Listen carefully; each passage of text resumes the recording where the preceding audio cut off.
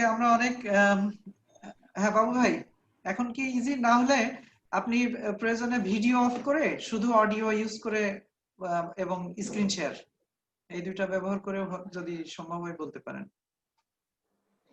তো যাই হোক আমরা স্টার্ট করে দিই আগে। Hello everyone, Assalamu alaikum. Today's research talk title is Measures of Entropy for Physiological Signals Complexity Analysis. This event is jointly organized by the IEEE Jagannath University Student Branch and IEEE Islamic University Student Branch and technically co-sponsored by the University Teachers Association of Bangladesh.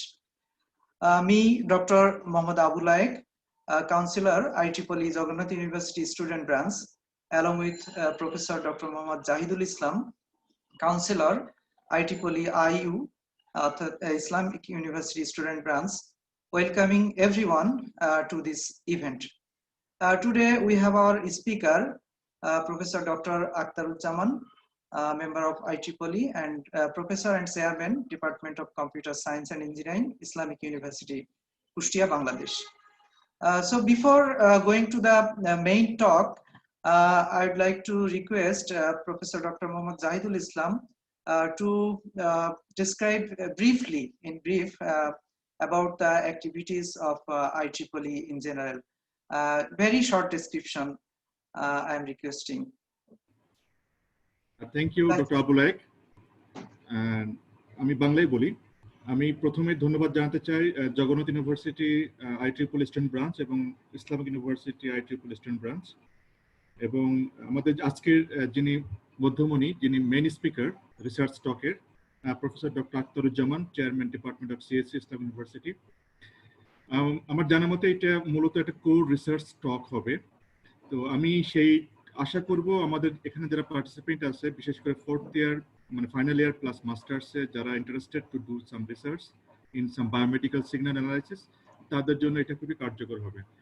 তো like যেটা বললো doctor like, যে আমরা IEEE actually কি করি, আমাদের যেহেতু আজকের organiser Jagannath university IEEE branch এবং ইসলাম ইউনিভার্সিটি IEEE ব্রাঞ্চ, এরকম বাংলাদেশে এখন আমাদের যতগুলো পাবলিক এবং প্রাইভেট ইউনিভার্সিটি আছে, মোটামুটি মোর দ্যান আমাদের হিসাব মতো 50 to 60% ইউনিভার্সিটি অলরেডি তাদের স্টুডেন্ট ব্রাঞ্চ আছে। তো IEEE আমরা জানি সবাই যে সারা বিশ্বের সবচাইতে একটা বড় প্রফেশনাল অর্গানাইজেশন। তাদের ভেরিয়াস অ্যাক্টিভিটিজ আছে, তাদের কনফারেন্স পাবলিকেশন থেকে শুরু করে বিভিন্ন জার্নাল পাবলিকেশন থেকে শুরু করে এরকম সারা ওয়ার্ল্ডে বিশ্বব্যাপী আমাদের বিভিন্ন তাদের মানে কি বলে অ্যাক্টিভিটিস প্রতি মাসে প্রতিদিনই আমি বলতে গেলে এটা চলে। তো এই করোনাকালীন কারণে হয়তো বা কিছুটা আমরা পিছিয়ে আছি। তো এরকম সারা বিশ্বে এরকম 10টা রিজিয়ন আছে। তো আমরা মূলত রিজিয়ন 10-এর মধ্যে পড়ি এবং যেখানে বাংলাদেশ একটা অন্যতম মেম্বার এবং যাদের স্টুডেন্ট ব্রাঞ্চের সংখ্যা বা স্টুডেন্ট মেম্বারশিপ সংখ্যা ডে বাই ডে সবচেয়ে বেশি এটা গ্রোয়িং হচ্ছে। তো আমি যা সংক্ষেপে 1 মিনিটের মধ্যে শেষ করবো যে অ্যাকচুয়ালি IEEE মেম্বার হয়ে আমাদের কি লাভ। আসলে আমাদের কোনো লস নাই, আমাদের টোটালটাই লাভ। কারণ আমরা IEEE মেম্বার হওয়ার মাধ্যমে আমরা সারা বিশ্বব্যাপী আমরা নিজেদেরকে একটা নেটওয়ার্কের মধ্যে রাখতে পারি এবং কোথায় কি ঘটছে, কোন ইউনিভার্সিটি কোন স্টুডেন্ট ব্রাঞ্চ কি ঘটনা ঘটাচ্ছে, আমরা সবসময় কিপ ইন টাচ থাকতে পারি। এমনকি আমি যদি শুধুমাত্র সাউথ এশিয়া, ইন্ডিয়া এবং বাংলাদেশের কথাও ভাবি, আমরা দেখতে পাবো যে এরকম প্রতিটা ইউনিভার্সিটিতে তাদের ব্রাঞ্চ আছে এবং প্রতি মাসেই তারা বিভিন্ন রকম অ্যাক্টিভিটি করে, বিভিন্ন রকম কম্পিটিশন করে। এতে করে যেটা হয় সেটি হলো যে আমরা অ্যাজ এ স্টুডেন্ট প্লাস আমরা অ্যাজ এ সংগঠক মানে প্রফেশনাল সংগঠক বা প্রফেশনাল লাইফে আমরা কিন্তু নিজেদেরকে স্টুডেন্ট লাইফ থেকে এনরিচ করতে পারি। এছাড়া আরো অনেক ফ্যাসিলিটিস আছে, আমাদের বিভিন্ন জার্নাল, বিভিন্ন কনফারেন্স, বিভিন্ন রিডিউস ফিতে আমরা পাবলিকেশন করতে পারি। তো আমরা শুধু একটু কষ্ট করে যদি IEEE.org তে যে বেনিফিট অফ দ্য মেম্বারশিপ যদি আমরা দেখি, তাহলে আমরা আরো অনেক ক্লিয়ার ধারণা পাবো। তো ইসলামিক ইউনিভার্সিটিতে এ পর্যন্ত আমাদের টোটাল 26 জন স্টুডেন্ট মেম্বার আছে, যেটা গতবার ছিল প্রায় 50+। তো যাই হোক, যে কোনো কারণে হোক, এই করোনার কারণেই হোক বা যেটাই হোক না কেন, এবার একটু সংখ্যা কমে গেছে। তো আমি সবার কাছে রিকোয়েস্ট করব যেন মানে আমাদের জন্য স্টুডেন্ট মেম্বারশিপ যেন সবাই এটা গ্রহণ করে, কারণ এটা গ্রহণ করলে একমাত্র আমি এটার বেনিফিটটা আমি বুঝতে পারবো। তো যাই হোক, আমরা বেনিফিট নিয়ে বা স্টুডেন্ট ব্রাঞ্চ বা IEEE নিয়ে আরো অনেক কথা বলবো কোন এক সময়। তো আমি আজকে যারা স্পিকার প্রফেসর ডক্টর আখতারুজ্জামান, ওনাকে রিকোয়েস্ট করব তার লেকচার শুরু করার জন্য, এবং উনি, আমার মনে হয় উনি এই বিষয়টা খুব ইন্টারেস্টিং এবং সবাই আমরা এটাকে এনজয় করব। তো থ্যাংক ইউ ডক্টর লায়েক, এবং আমি সবশেষে ইউটিউবকে ধন্যবাদ দিতে চাই টেকনিক্যালি আমাদেরকে ওয়েবিনার সাপোর্ট দেওয়ার জন্য। ধন্যবাদ সবাইকে।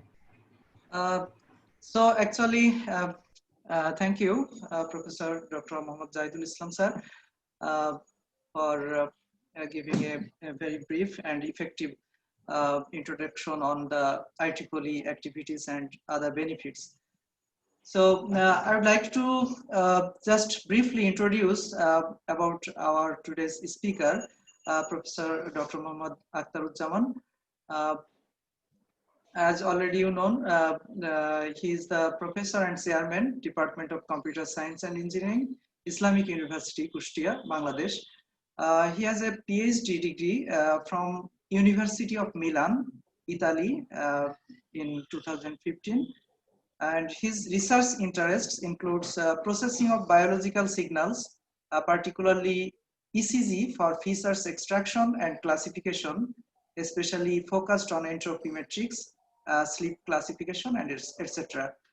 And time series analysis with focus on nonlinear methods and long-range dependencies in heart rate variability, assistive living, that is healthy aging facilitating technologies, that is called actigraphy, optical character recognition, Bengali language, maybe previous research also, and also machine learning. He earned several awards throughout his academic and professional career. So we are very much delighted to get him as today's speaker. I'm inviting cordially Professor Dr. Aktaruzzaman to deliver his valuable speech on the subject matter.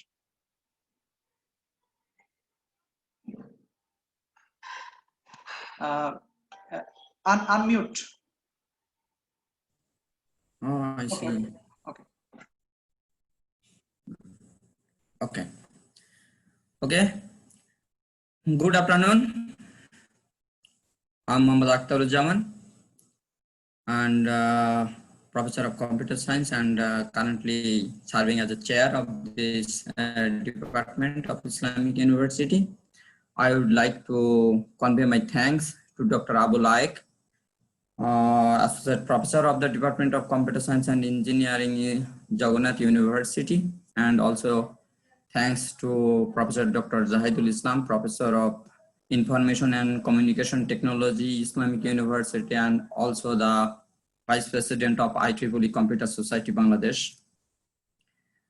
And I'm so proud and so grateful to those who have given me an opportunity to share my research experience with a number of talented and young scholars all over Bangladesh. And my concept is that, you know, I am a very simple man, a very simple researcher. So I would like to learn something from you, from professors all over Bangladesh. And this is an attempt to open this door of communication for the research purpose, for extending the IEEE organization for more cooperative, more communicative, okay? That is the general perspective of today's talk. I will share just a few topics of my field of interest. You know, the time is very limited and it's very difficult to explain everything that I prefer. My main target is that if some of you, the talented scholars and your concerned supervisors are interested and we can make a collaboration, we can do worse and maybe, okay? This is the main goal of today's research. For your kind information, let's share my screen. Here, Actually, I work in collaboration with Professor Roberto Sassi, who was my PhD supervisor from the University of Milan, Italy. I also work in collaboration with Professor Arman Keira Tiruniji, a professor of Hassa University, Iran, and Professor Aktaruzzaman Khan, King Faisal University, Saudi Arabia. The main fields of my interest is entropy, heart rate variability analysis. Maybe these terms may be new to you. All the entropy in general has different meanings, different perspectives, different applications in different fields of science and engineering. And also sleep scoring or sleep staging and activity recognition. Recently, I am also interested in deep learning. Dr. Aktaruzzaman, excuse me, could you please make the biggest screen, I mean the slideshow? Okay, sure. Oh, yeah. Thank you, Professor Zaidul Islam. Now, is it clear now? Thank you. So I will move to the discussion section. Actually, today's topic is measures of entropy for physiological signals complexity analysis. Actually, in this talk, I will explain you what is entropy, what are the types of entropy, what does the entropy measures means, and how we can apply this metrics for the complexity or regularity analysis of physiological signals. So you know physiological signals, we can say the signals that are acquired through a human body. Okay, I will show you just one or two types of this, but you can apply it in different physiological signals. You can apply it for ECG, EEG, okay, EMG, every signals. So what is entropy? Entropy is a very general term and very popular term to the scientist. This term was postulated by Boltzmann in 1800, about more than 200 years before, and has been used in science, okay? And in general, it means it is used to measure the amount of randomness or disorder, the amount of uncertainty of a system, okay? How much the system is complex, how much we don't know, okay, about the system. We can't predict. This is the main purpose of entropy, and we express this amount using entropy. And this term was coined first by Boltzmann in thermodynamics. Then about more than 150 years later, Claude Shannon used this term in information theory. And in that time, it was thought that entropy is communication theory. Entropy is the information theory. Information theory is entropy. It was so popular and is still now, okay? Then, by this time, there are different types of entropies and its evolution. I cannot cite all of them. Here I will cite only the major and popular ones. In 1991, the researchers of time series analysis and computer scientists usually was trying to find the use of this popular metric in time series analysis. And the smart guy, Steve Pincus, proposed this in 1991 for measuring the complexity of time series, okay? But there are some, at that time, this is called the approximate entropy. But there are some limitations of this metric. It's so popular still now, but it still have some limitations. To overcome these limitations a bit, Professor J.R. Risman and Moorman, I met them when I was a PhD student, the famous guy of this field. Everybody is looking what they are saying, what is their comments in the conference I see, okay? So these guys proposed the sample entropy in 2002. Then we see that, especially during my PhD, my professor has a special soft corner on this metric. And he proposed me, why don't you try to do something in this field? Because, you know, before going there, my experience was in optical character recognition, as Dr. Abu Laik said. When I reached there, my professor said, I am a man of biomedical engineer, okay, biomedical researcher. So if you feel comfort, I can propose you to do something here. And then I follow some course of him, and he said, please try to do something. Then me and my professor proposed some new metric, some new ways of estimation of sample entropy that we called here the parametric estimation of sample entropy in 2013. Then we ourselves see that no, there are still some limitations. So we proposed another metric, the bubble entropy, in 2018. Okay, there are many, about 50 types of entropy metrics, and every metric has some limitations. Why? Because you don't know what should be the actual value of a series of entropy. So everybody is proposing something, everybody is trying to make it attractive, shows their applications and better than the existing metrics, and this is published in IEEE transactions. You researchers know how much it is difficult to publish a paper in IEEE transaction because they always look for some novelty. Maybe the innovation is very small, but the search for this innovation, the new things, new concepts, okay? So if you can do something here, I can assure you that from my little experience that, yeah, you can publish something, okay? And you should hammer your brain. So I will share my concept with you. Is my lecture clear to you? Or maybe I can use my Bengali. Hello? Hello, can you hear me? Yes, sir, we can hear you. And is it clear to you? Yeah. ওকে ইয়া বাবু ভাই আসলে এটা আসলে ওই webinar মোডে আছে তো এইজন্য যারা পার্টিসিপেন্ট তাদেরকে মানে কথা বলতে তুমি যদি অ্যালাউ না করো ওরা পাচ্ছে না, বুঝতে পারছি। কিন্তু লাইক সমস্যা হচ্ছে না তো, আমি তোমার কাছ থেকে জানতে চাচ্ছিলাম, মানে বুঝা আমার মনে হয় আপনি মাঝে মাঝে বাংলা ব্যবহার করতে পারেন। হ্যাঁ, সুবিধাজনক। আমি যখন নিয়েতে যাব তখন বলছি। ওকে ওকে, আমার মনে হয় বাংলায় ব্যবহার করেন। তুমি একটু বলো যে কারো যদি প্রবলেম থাকে তারা যেন হ্যান্ডস আপ করে, তুমি তখন তাদের কমেন্টসটা আমাকে জানাও, ঠিক আছে? ওকে ওকে ঠিক আছে।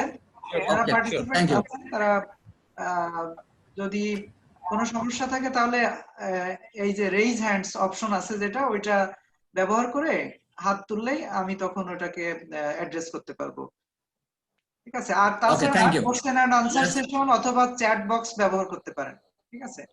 চ্যাট বক্স ব্যবহার করলেও আমরা জানতে পারবো। ওকে, I will give you of course an opportunity to question and answer session. Okay, আমার মনে হয় থ্যাংক ইউ। কমফর্ট ফিল করলে বাংলায় বলতে পারেন আপনার যেখানে। আমার ইনশাআল্লাহ প্রবলেম নেই। এখন ওরা যদি মানে আমার বাংলায় প্রবলেম আছে, আমার কিন্তু লোকাল আছে আমার বাংলার মধ্যে। হ্যাঁ, তাহলে আমি বলি যদি ওদের প্রবলেম হয়। ওকে, here look at these figures. On the left side you see here, this is an ice, a piece of ice. It's kept in a glass, okay? So its temperature is 0 degree. On the other hand, we see that this ice is melting and it is transforming to water. What's happening here? When you keep this ice pot in a room, the temperature of the room is of course more than the temperature of the ice piece, okay? So the ice piece will absorb some heat, okay? And this heat will make it will allow the molecules, the bonds of the molecules will destroy the bonds of the molecules, okay, of the ice. Then what it will happen? It will happen at the end, the ice will melt completely and it will completely transform into water, where the molecules have no fixed positions. Even when in the ice form they were highly tight and the bond was very structured and ordered. So initially it has no entropy, and then its entropy increases when the melting progresses, okay?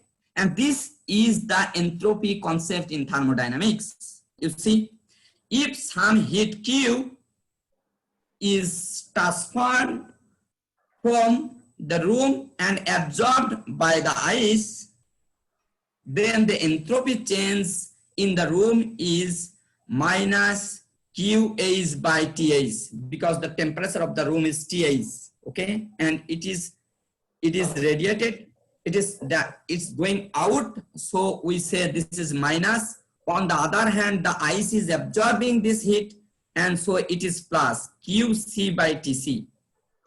Interestingly, the same amount of heat is transferred from one system to another system, and at the end, the entropy is increasing. How? Because you add this total change of entropy, that is delta SC and delta SH, Q by TC minus, because that's a minus sign here, Q by TH. The numerator of both components is same, both fraction, you know, but TC is very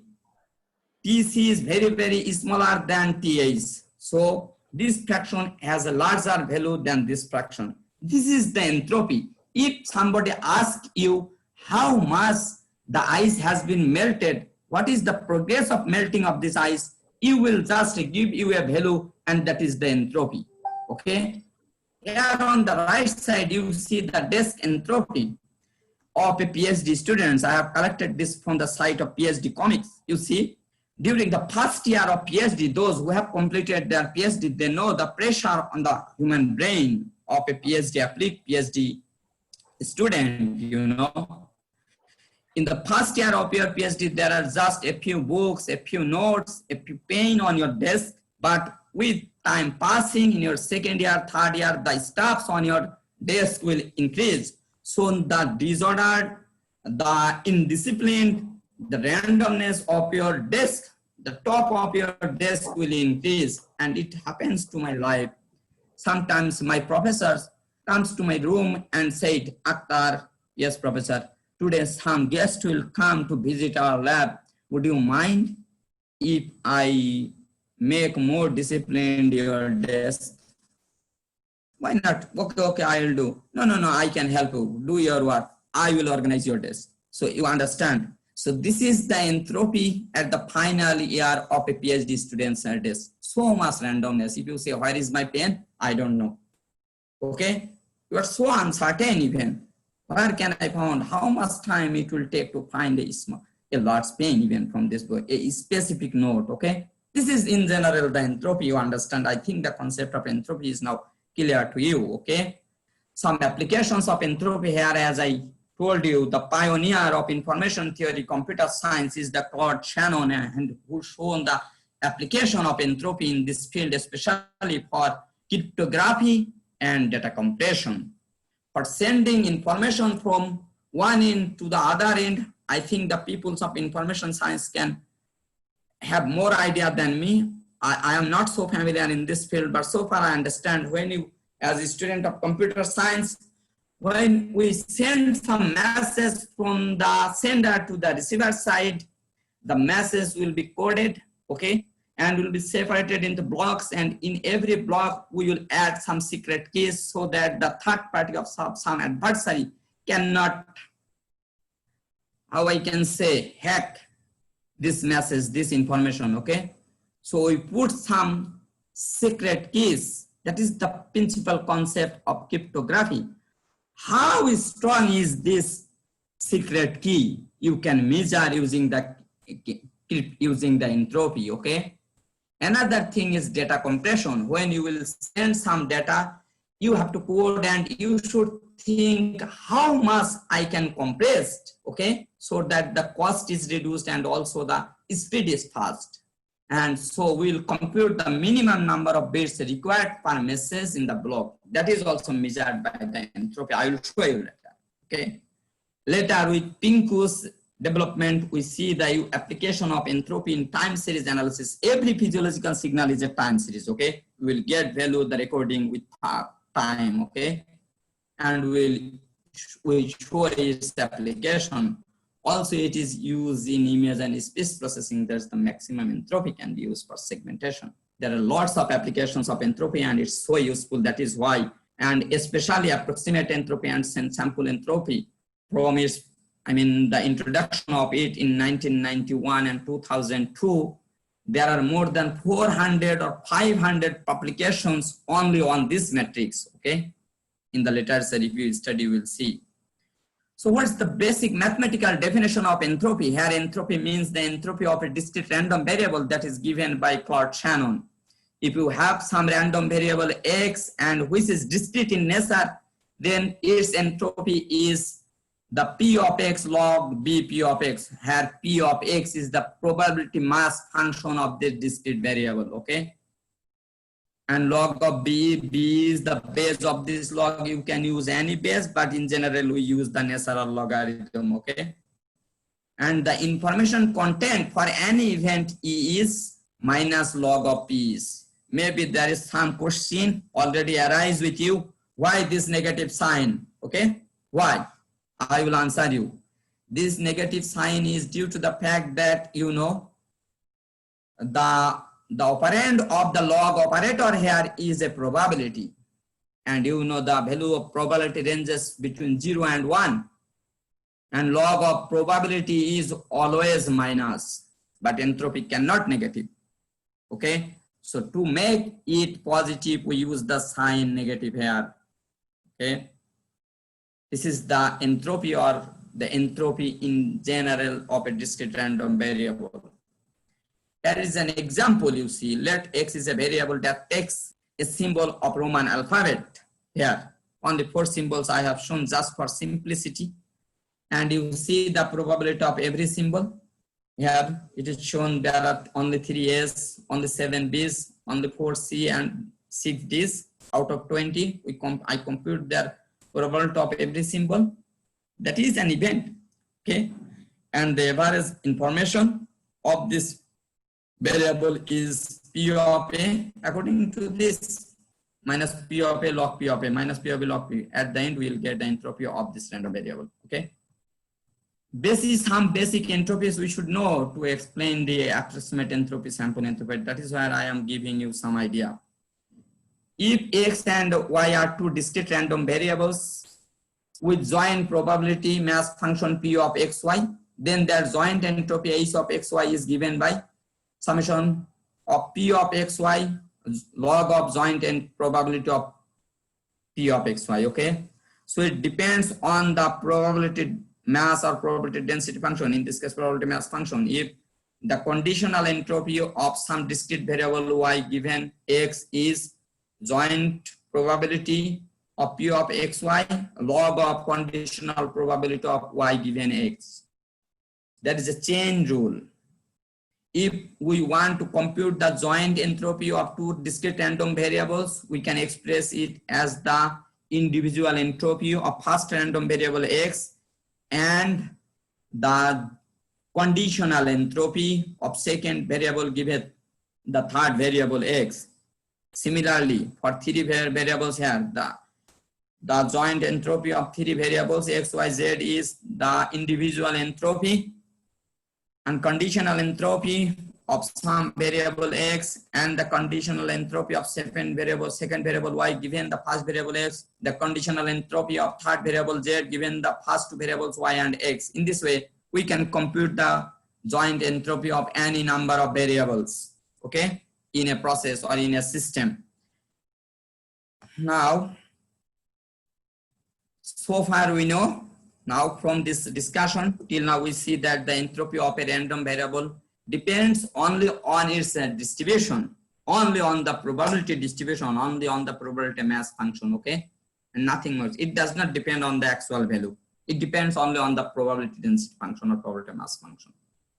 And I already said that the quantity of information carried by an event, any event is composed as the logarithm of its inverse probability. If the probability of some event is P, then the information contained in this event is log of 1 by P, okay?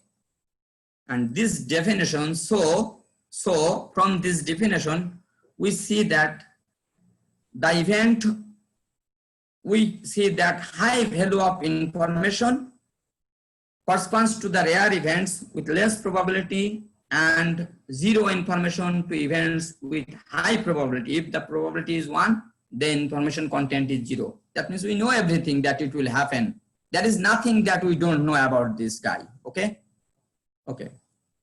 So till now we see the entropy and we discussed about the entropy of discrete random variable. But if the nature of this random variable is continuous, in that case we termed it as the differential entropy instead of entropy. Okay.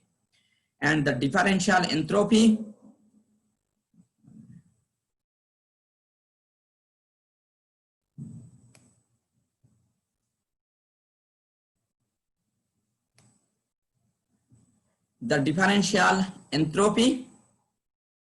of a continuous random variable x is given by this. Nothing changed. You see the only change is in the summation symbol. Here we have used the integration instead of summation. Okay. And here the probability density function instead of probability mass function, we have used the probability density function.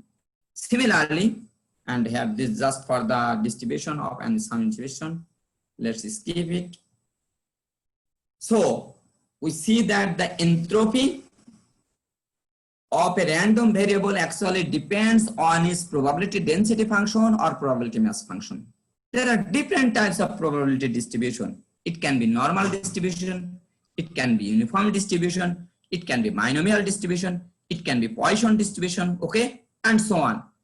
For which distribution the entropy is maximum, okay, it's proved that the entropy of a normal distribution, the Gaussian distribution, is the maximum. To prove this, let's see. Let's consider the normal distribution, probability density function g of x of some continuous variable x comes from the normal distribution with mean 0 and variance sigma square. Okay. So what is the normal distribution? E to the power minus x minus mu. Here mu is 0. Here whole square. So x square by 2 sigma square divided by 1 square root of 2 pi sigma square. This is the normal distribution, normal probability density function. If we know this, then the Kullback-Leibler divergence, or it's called the relative entropy of two distributions g of x, is the distribution with normal distribution and f of x any other distribution. Okay. Then their relative entropy is always 0. We know the entropy is always positive. So 0 greater than or equal to, less than or equal to this. So this is always positive. Is we put this relative entropy formula f of x log f of x by gx. What is this? This is f of x.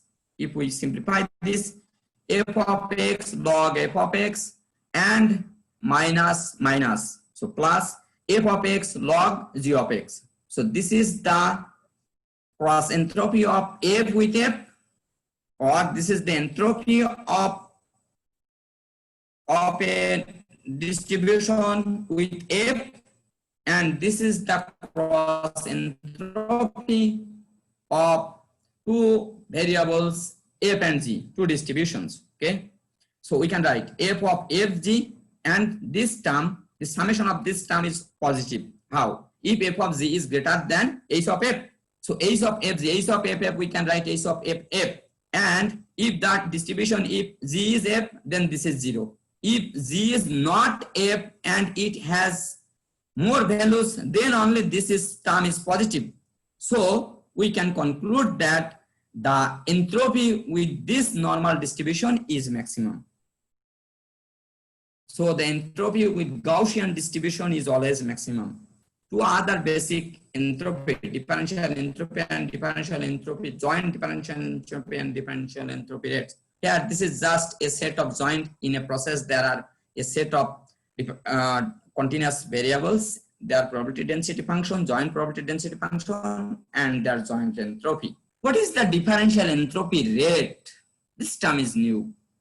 The entropy rate, when you have a process of n number of random variables, and you have an entropy, you invite some new variables in this process, in the system, then the complexity, the entropy of the system will increase.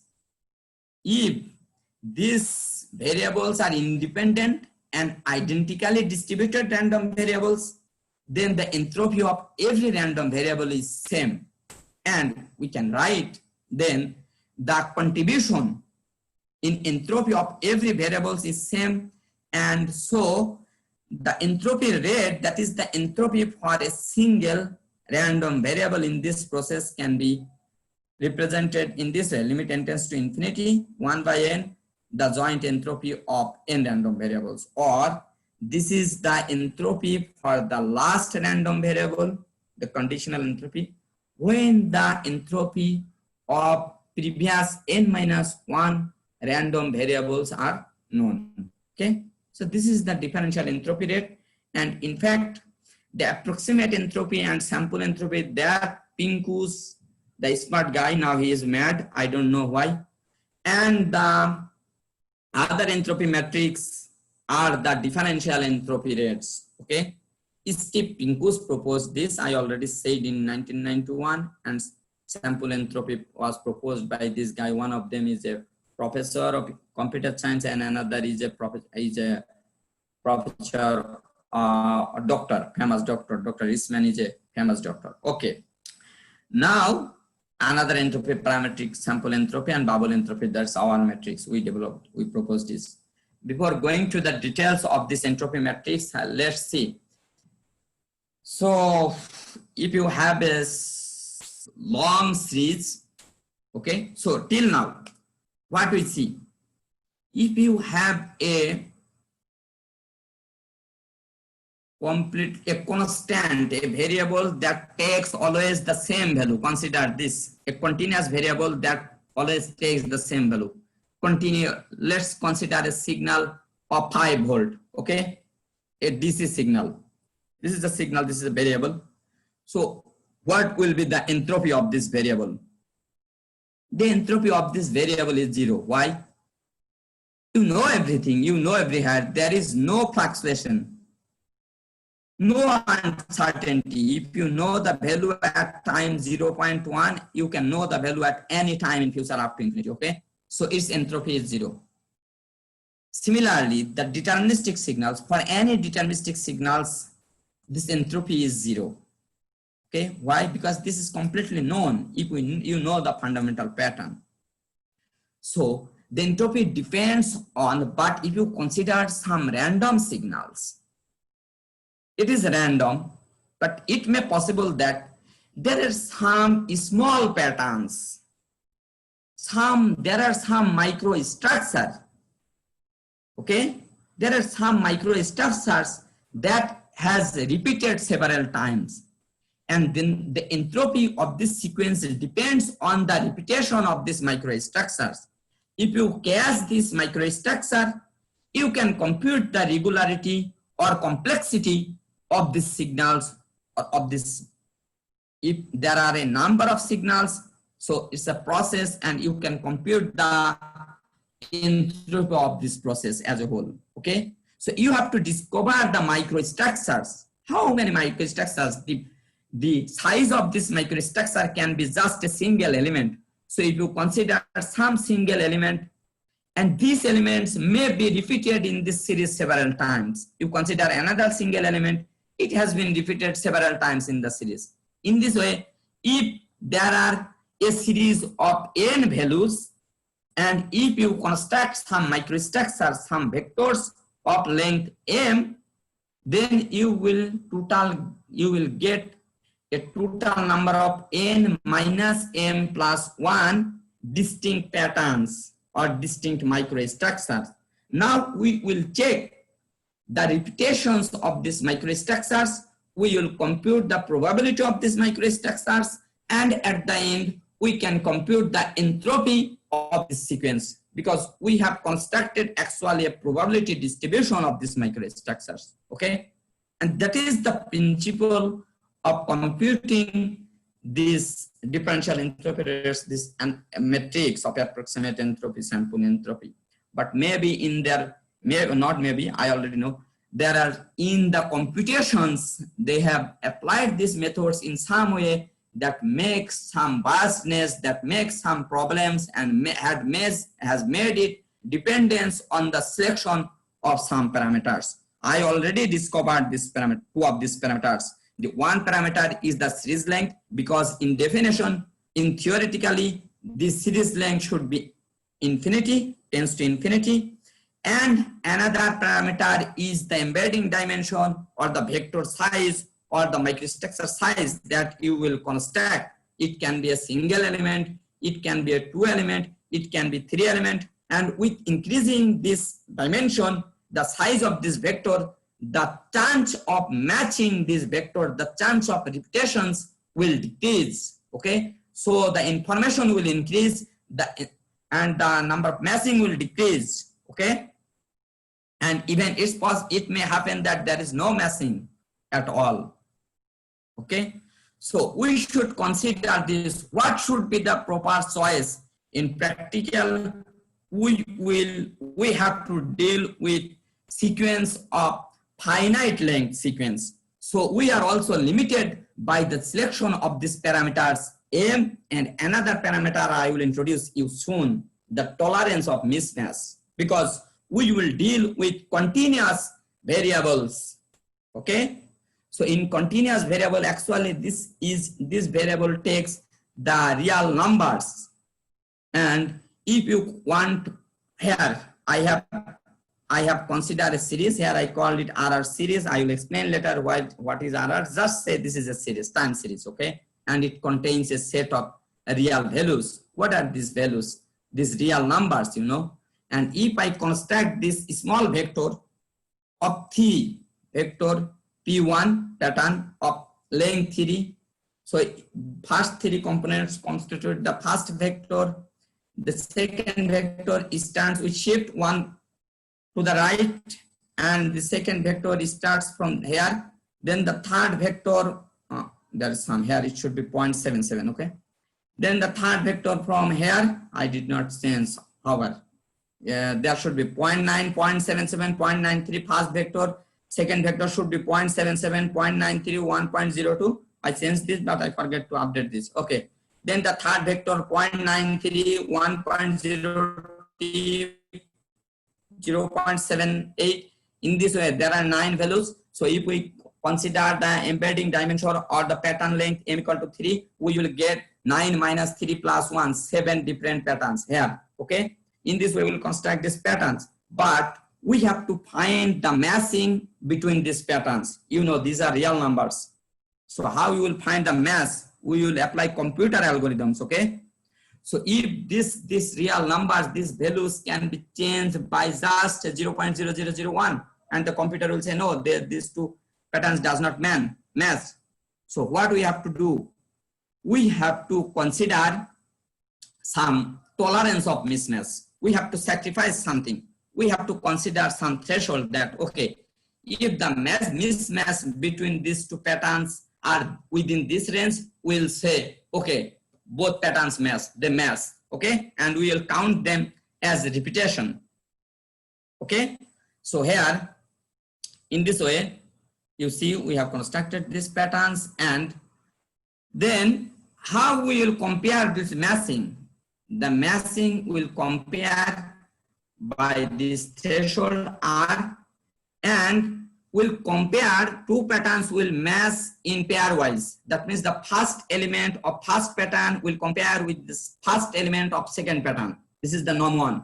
First element of second element of first pattern will compare with the second element of second pattern. Third element of first pattern will compare with the third element of second pattern. Okay, and if their difference, the absolute value of the difference, the maximum of the absolute value of the difference of corresponding elements. So maybe the difference of between first element of first pattern and the first element of second pattern is D1. The difference of second elements D2. The difference of second elements is D3. Out of these 3 values, which is the maximum we have to find. And this difference, the maximum value, will be considered as the difference between these two patterns. And if this maximum value is less than the threshold R, we will consider the tolerance of mismatch. Then we will say, okay, these two patterns has matched, okay, and we will count this pattern as repetition. I explained this. And then how approximate entropy is computed. Approximate entropy is computed. For example, suppose we have given a series U of n values. So at first we will construct this template of length m, the small patterns, and we will get n minus m plus 1 patterns. Then we will compute the distance between this pattern. This will act as a reference pattern with all other patterns. So there are n minus m minus 1, n minus m patterns. We will compare it. We will see if aj to the power m be the number of templates such that vmi, that is the math reference pattern, and the vm and distance, here it says the distance of vmj and vmi, the reference pattern and all any other patterns, is less than or equal to this threshold as I explained R. Then we will count it, and at the end we will get CZMR, that represents the total number of, that is the probability actually of matching this pattern VMJ, okay, the probability of matching this pattern VMJ, this counts. And then we, for every, in this way we can compute the probability of matching another pattern, because we have n minus m plus 1 patterns. We will compute this value for another pattern, this value for another pattern, and at the end we will get n minus m plus 1 number of these values, okay, Cj to the power m, the j will range from 1 to n minus m plus 1, and we will get this, and we will take the log of these values divided by n minus m plus 1. And here what we do here we have considered the small patterns of length m. Now we have to increase this pattern length from m to m plus 1, and we have to repeat this process again. So now we have n minus m plus 1 pattern length, and we will compute this, construct these patterns, we compute this probability, and at the end we will found these values for phi to the power m plus 1 r. Okay, then the approximate entropy in theory is limit n tends to infinity, phi to the power mr, the component we found here, minus phi to the power m plus 1 r within tolerance r. And in practice we will remove this limit, and it becomes phi mr minus phi to the power m plus 1 r. Okay, that is the approximate entropy. We will measure, here what is going here, if the probability of matching some templates or patterns of length m, then what is the probability of matching patterns by increasing the length of patterns from m to m plus 1. Okay, we increase the length of patterns by 1, so the chance will decrease, we'll get more information. Okay, and so this is the approximate entropy. Okay, the approximate entropy, the very popular matrix in physiological signals analysis. The problem here, we see we have considered a series of 140 points. In this case, we just have shuffled this series several times. Okay, the same series but in an unordered fashions, in a disordered fashions. Here they are very repetitive, okay, very periodic. So the entropy of this series is 0, but the chain series, okay, but with different distribution here. You see here the entropy different order. The entropy of this series is 0.605. Why this? Because there are some repetitions of small patterns, okay, in this series also, some very small patterns. We compute this. What are the problems with approximate entropy? Okay, Professor Pinkus has A famous mathematician has proposed a matrix. It is used by the researchers in this, okay, research field. What are the problems? The problem is that, okay, he has proposed matrix. There is no problem with the matrix. The problem is with the practical estimation. If we apply this principle of estimating this approximate entropy on real series, we face some problems, some difficulties, some limitations with practical estimation. What? Because I don't know if you considered, have you observed or not, have you noticed that when it computes the massing, it considers itself as a massing, okay, in its definition. For I less than or equal to 1 less than n minus m plus 1, it considers all masses. Even if it does not find any mass, it compute by 1. It count 1, okay? So if there is only a single component, single pattern, it said, okay, I have found one massing. Why? Because here it's used the term log of this. If Cj MR is 0, then this term is undefined, okay? To make it defined, Pinko said you have to consider it at least once, okay, in its definition. So this is a great problem. What? Because in its computation, it makes it biased. The estimation is biased. What and how? I will explain. Biased estimation due to the same similarity consideration, okay? And when we increase the size of m, and also, so the m plus 1 will also increase at the end, we will see that the same number of massings for both ni m plus 1r and ni mr, okay?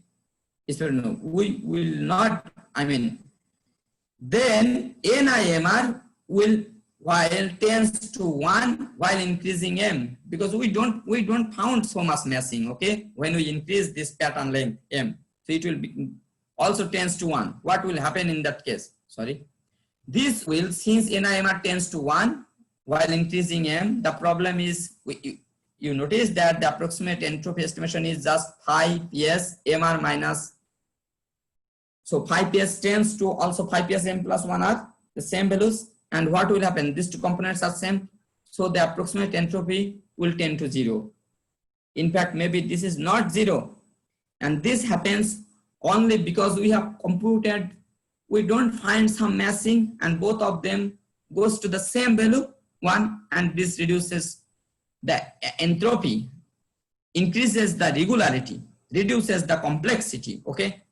Here you see the Gaussian noise, okay, of 300 samples, and if we consider m equal to 1, it predicts the entropy 2.5. If we choose m equal to 2, this entropy reduced here, and we count the number of self-similarity. Initially, the number of self-similarity was very less, but when we increased the 76.5% of self-similarity we counted for m equal to 2.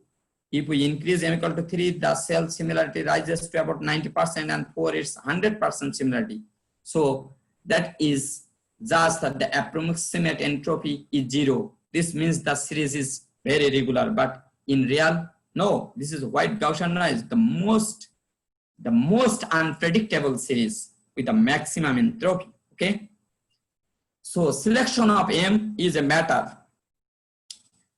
Here, the effects of the choice of another parameter are, there is no standard definition or formula or suggestion about the selection of this parameter, the threshold. If you consider threshold r is 0, in that case you have to find a rigid mass between these templates. That is impossible.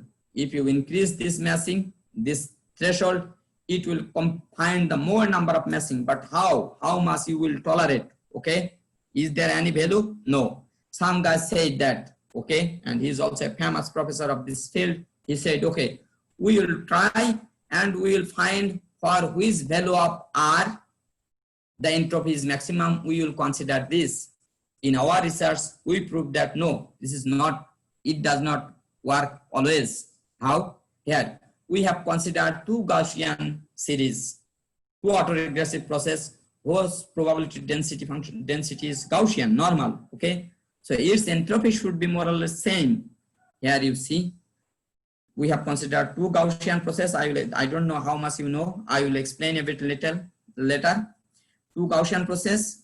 We generate two series. We estimated the approximate entropy. These thick lines are for a series of 300.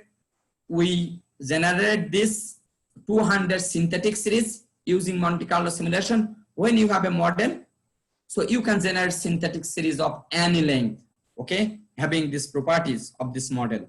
So we generate synthetic series of 300 length, 300 samples. We also generate synthetic series of 10,000 samples.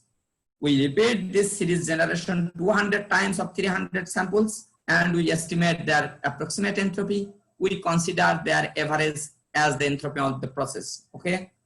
And here, these two lines for 300, we see the entropy of one process is maximum is here, the another process gives the maximum value here. Does it work? Another thing is that with increasing this series length, this is for the series of 10,000, the maximum entropy is found here. And with increasing the value of R, the threshold, the entropy decreases. Okay, so which value we should consider? We don't know. Okay, we should try. What does it mean? So your question is, maybe you are already curious. So why this metric is popular? We don't know that. I mean, there is no standard unit. Nobody can say that, okay, this is the accurate value. There is no range. This is the accurate value. So if you said some, I mean the theoretical value, if you said that, okay, I estimate this, I measured this, how much it is true or not, we don't know. But you can compare two populations that, okay, the entropy of this population is more than the entropy of this population. The entropy in this situation, in this condition is more than the entropy in this condition. For example, if you consider the pathological situation of a subject, if you consider the ECG of a subject, healthy subject, then its entropy and the entropy of a pathological or clinical, I mean subject, its entropy will be decreased. Okay. In this way, we can say, okay, he is in pathological condition or he is in sound condition. In this way, this metric is using, and still now it's very popular. So to reduce these limitations, Richman and Moonman has proposed sample entropy. How? They just changed the definition, the technique of estimating this entropy. The definition is both of them are differential entropy rate. Okay. He said, okay, I will not use the log here. I will not consider the self-similarity. We will discard this self-similarity. Okay. We will not count it. And so if you discard this self-similarity, it may possible that you don't find any massing. In that case, CJM will be 0. Who cares? You compute this and at the end, the same thing here, you apply log here. Okay? Log of phi m to the power r minus log of phi or a. Here we have used that. You can use the same symbol also. Phi m as like the approximate entropy minus log. We will use log here. Okay? No problem. And they said, yeah, it has improved. How? Here we see some behaviors of approximate entropy and sample entropy. Here we have generated some synthetic series of 10,000 million. Okay? And we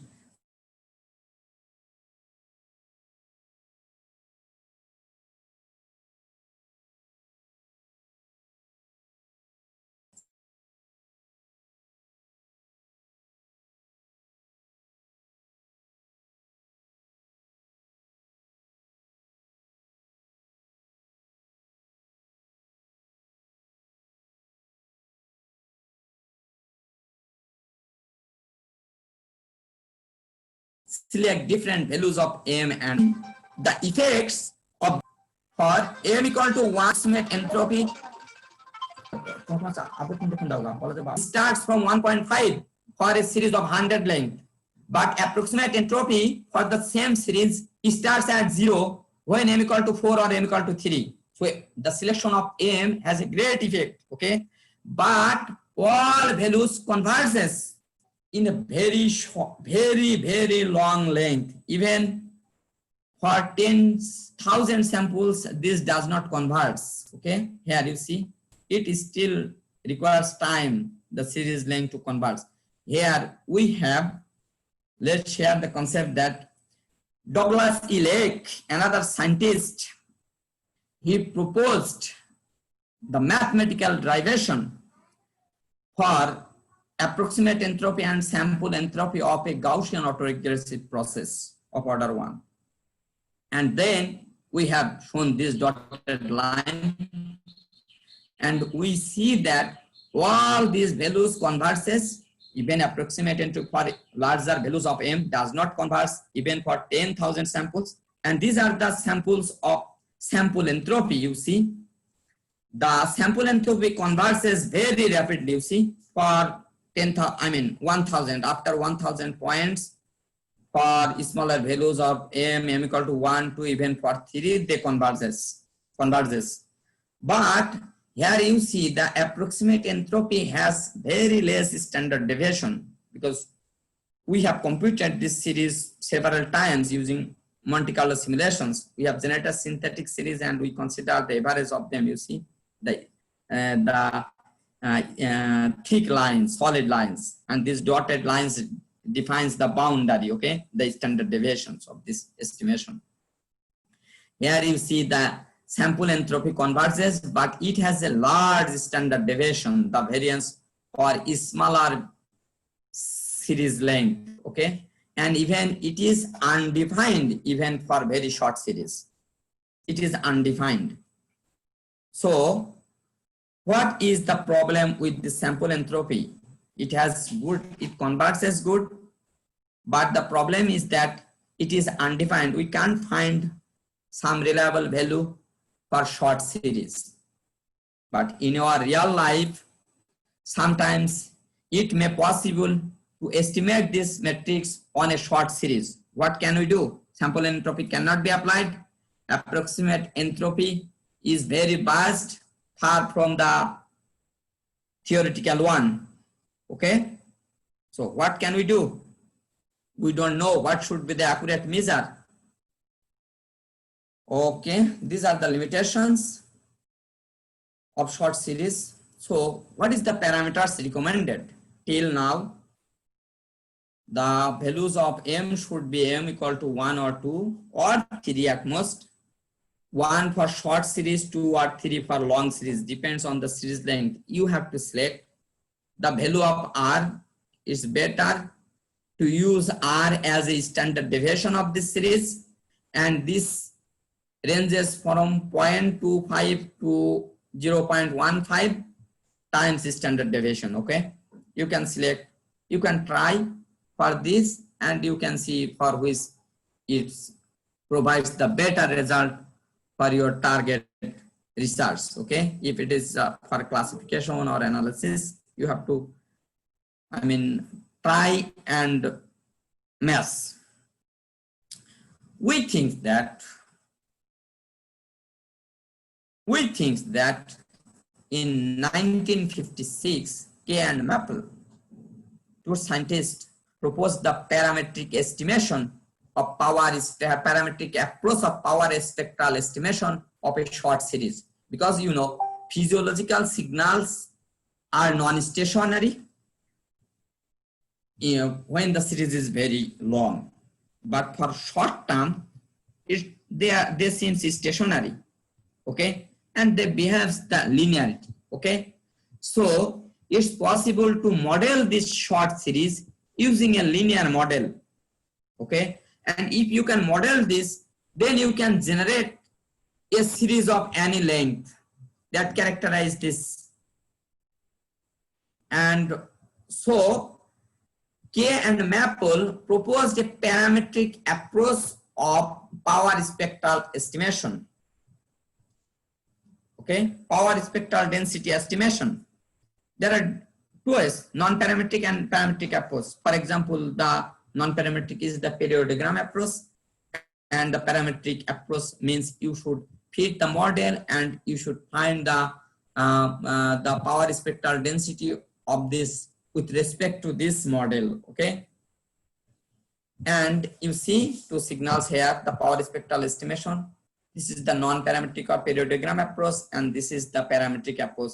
This parametric approach provides better results, more smoother, okay, than the non-parametric approach, and it has been appreciated by several researchers from the development introduction of this method. Okay, so actually what they do, they feed the model to some series and they estimate the model, and then they generate a number of synthetic series from this model, and then they estimate the power spectral of this series, and then the average of this series is taken. Okay, here you see what does the autoregressive model means. Autoregressive model is actually here, it's a linear model that predicts some value from a number of previous values. It's actually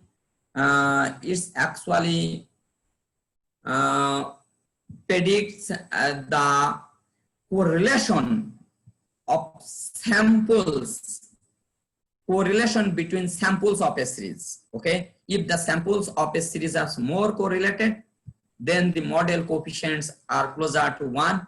If they are random or no correlation, if it's white Gaussian noise, then the model coefficient is 0. Here is we can express this mathematically. Here I will not go beyond this. This is an autoregressive model. The input is white Gaussian noise and the output is Xn, the series. Okay, Xn. Now when you will fit this model to some practical series, what will happen? It will adjust this model parameters, this AI, so that the white Gaussian noise is completely filtered out. Okay, and these values of AI determines the model coefficients or the model, and the number of AI means the model order. For physiological signals, this model order ranges from just 80 to 20. So only 8 to 20 values are sufficient to capture the linear characteristics of short series of physiological signals. If this model is fit enough, good, you can estimate the power spectral density using this parametric approach, which is very smooth.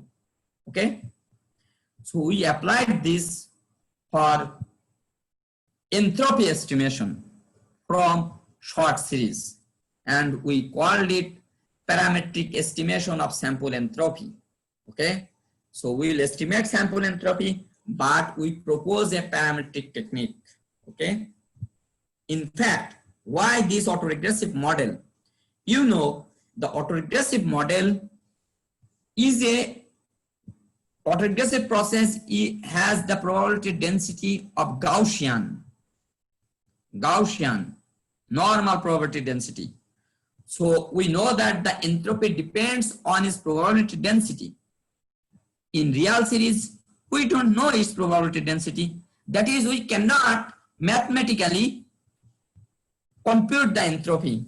Okay, we can't apply any mathematical formula. But if you know the probability density, you can apply mathematics, and you can find this theoretically. So in our research, we have derived a mathematical formula for computing the sample entropy of a Gaussian autoregressive process, of a Gaussian autoregressive model. Here you see, this is a differential entropy. So we apply integration of within the range. So we'll construct some patterns xm. I think you remember in our previous slides, some small patterns, some vectors of length m, and we integrate this from its value minus r to r. Okay, with the mean, from the mean of this distribution. Okay, and within this range, we compute the probability. the probability. We know the probability density. So we are integrating this probability of multivariate. So there are m variables. If you consider templates, small templates of length m, this means that there are m number of m. Their probability density function is multivariate normal of size m. There are m number of variables with normal probability density function. Okay, and we apply this formula. This is not a single variable, so their correlation is represented by Topli's covariance matrix. Okay, the covariance matrix instead of sigma square. Here this is a matrix because there are a number of variables m, and we have mathematically integrated their probability density function within this range, a cubic. Okay, and we estimate its probability. If we know the probability, we can compute this sample entropy. We compute this sample entropy theoretically. That is why it is called the theoretical value of sample entropy. On the other hand, we have fit the models, and applying the same technique of parametric approach of power spectral estimation, we can also estimate numerically the sample entropy of this series, okay, using Monte Carlo simulation.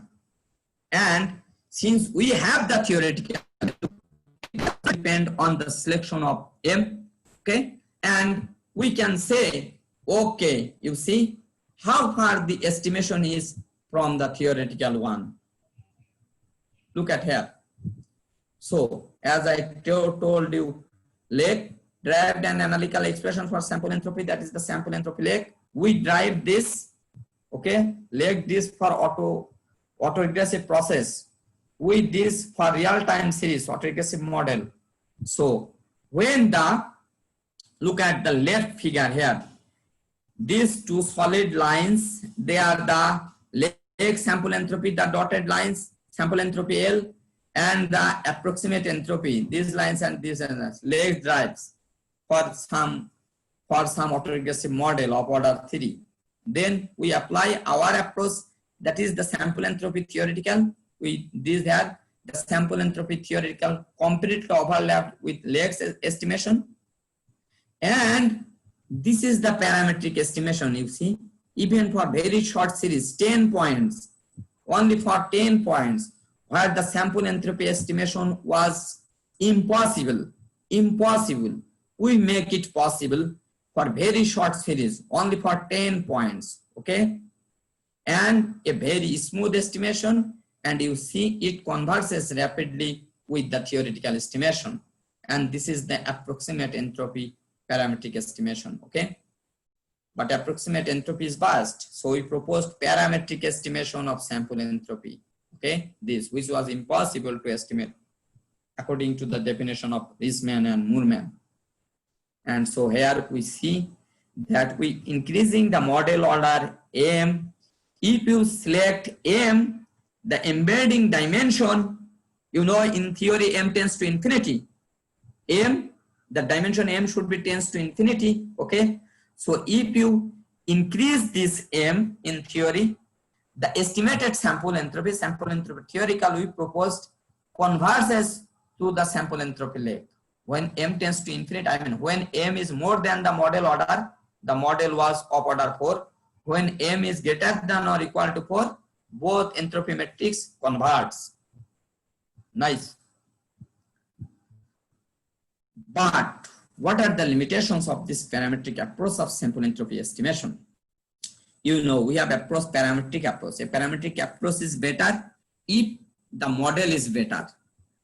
And this is a linear model.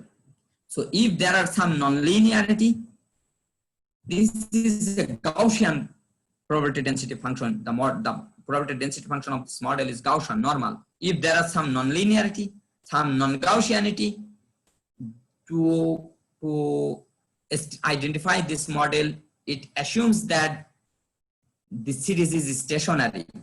If there is some non-stationarity in this series, it should not work. This model should not work well. So these are the limitations of this model. It provides estimation for short series, but we suffer from another kind of problems. Okay, the linearity characteristics of this series is mass, the stationarity, Gaussianity. Okay, and it's also affected by the presence of spikes or trends. So that's the non-stationarity. Okay, in this series, it's also still depends on this. I mean, selection of MR. So what we can do? We think and we work in collaboration with a professor of George Manis. Actually, he is a professor of mathematics. He feels interest to work with us and he works with us. He comes to the University of Milan. He passes 3-4 months. We work together and we proposed another metric called bubble entropy. Okay, that has the main challenges on this entropy matrix, you see, is the selection of these parameters. So researchers are working on making this estimation free of selection of these parameters, M and R. If you can make it free of these parameters, you will win this match. You will win this challenge. Okay, so we tried it and we studied and we are inspired by some metrics already proposed. Among them, it was the permutation entropy, conditional permutation entropy, range permutation entropy, range entropy, and conditional range permutation entropy. And from these concepts, we proposed bubble entropy. Each of these metrics has some limitations. Okay.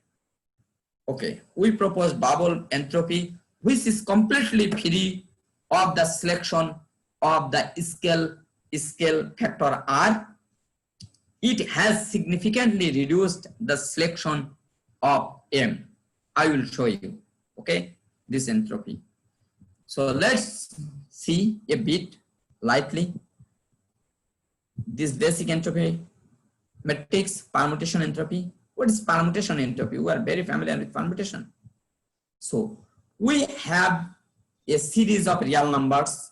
Okay, what we will do to compute permutation entropy, we will map this series, this small vector, to another vector of integer numbers. How? This second vector, the map vector, will compose of the position numbers of the elements of xi before sorting. Maybe you did not understand. Look at this example. This is a series of length m. Let's consider, okay? We consider 1.6, 0.92, 0.1, and 1.4. What is the smallest value here? The smallest value is of course 0.1, and its rank is 3. Okay? Then the another smallest value is 0.92. Its rank is 2. Then 1.4. Its rank is 4. And 1.6. Its rank is 1. You see, we map this to this. So we create a mapping by the position of the scalar values before sorting. So if we sort this, okay, what were the position of these elements in the given series? This. Now we compute the probability of this. In this way, we compute the, we form a mapping, we construct the small vectors, and we form this mapping for every vector. Now you will see, you will find some mapping, some massing. Okay, these are integers, so you don't need to consider any scalar factor. Okay, to consider this, you will find the probability of this matrix and then applying. So you will at the end you can get. So this is just a variable you can consider, and at the end we will get the permutation entropy. That is nothing but the Shannon entropy. Okay, so we compute this. Now we can apply the conditional entropy. What was the conditional entropy? You know, we applied the conditional entropy comes from the entropy of matching templates, or that means the entropy by increasing the number of variables in the process. Okay, so the conditional entropy, you know the joint entropy of m variables. You have another variable included in this process, that's m plus 1 variable, and the conditional entropy is the entropy of the last variable given the previous variable. So we have the permutation entropy of m plus 1 variables minus the permutation entropy of for m variables. This is the conditional permutation entropy is named. What are the problems with this permutation entropy? The problem is that you don't know that these values are always distinct. It may seems that there are 0.1 here, also 0.1 here. So the same value. And it's may possible that we are using these ranks. So there are two different series, but the ordinal pattern, this order pattern is same. Okay, but the values are different. Okay, so their entropy will be same actually. Okay, and also there may case the unique values. So these are the problems of permutation entropy, and also the conditional permutation entropy. Another popular entropy matrix is also very old matrix is the range entropy. He derived another way. In this way, he used the entropy based on its degree, and he proposed this 1 by 1 minus alpha log of summation of I equal to 1 to n pi to the power alpha. Here alpha denotes the degree of this range entropy. Okay, and here the value of alpha is greater than or equal to 0 any value but except 1. Okay, so if alpha is equal to 2, that is called the quadratic differential entropy, and that is the sample entropy actually, and this is the range entropy and range permutation entropy. So we compute the permutation entropy, but we apply this range formula, and that's called range permutation entropy. Then we have the conditional range permutation entropy. We have the conditional range permutation. So we will compute the range permutation entropy for m and range permutation entropy for m plus 1. Then we will get the conditional range permutation entropy. This is the normalization factor, and this is due to the entropy of white Gaussian noise. It has been normalized. Okay, otherwise the range will increase.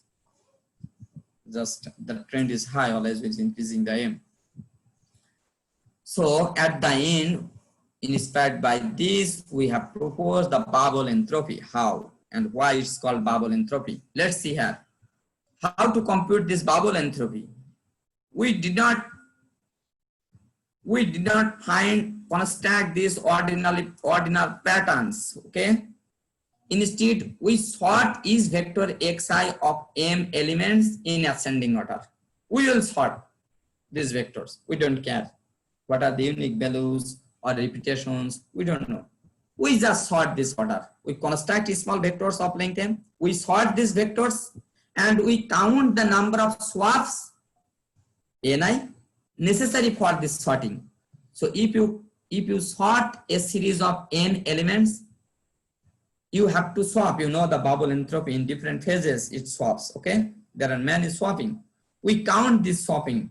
At the end, we construct histogram of this swapping. Okay, how many swappings, swapping number of swappings this, how many number of swapping this, how many number of swapping this, how many, in this way.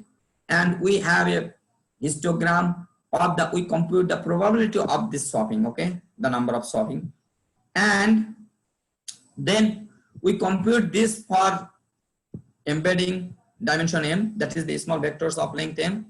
We repeat the same process for m plus 1, and since we have the probability density function, we have the probability pi of every vector, so we compute the entropy of permutation entropy of length m with giving the or counting the number of swappings. Okay, so I use the subscript swaps according to this.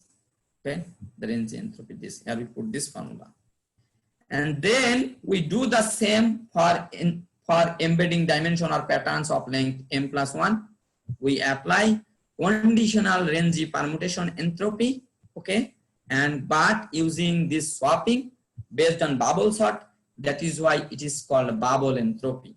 And this is the normalization factor, log of m plus 1 by log m minus 1, because the log m plus 1 by m minus 1. Previously it was log m plus 1. Here you see log m plus 1 by m is given by the difference of the maximum entropy of log 1 plus m into m minus 1 by 2 if you have embedding dimension n, and if it is white Gaussian noise, then the entropy for this is this log 1 plus m into m minus 1 by 2.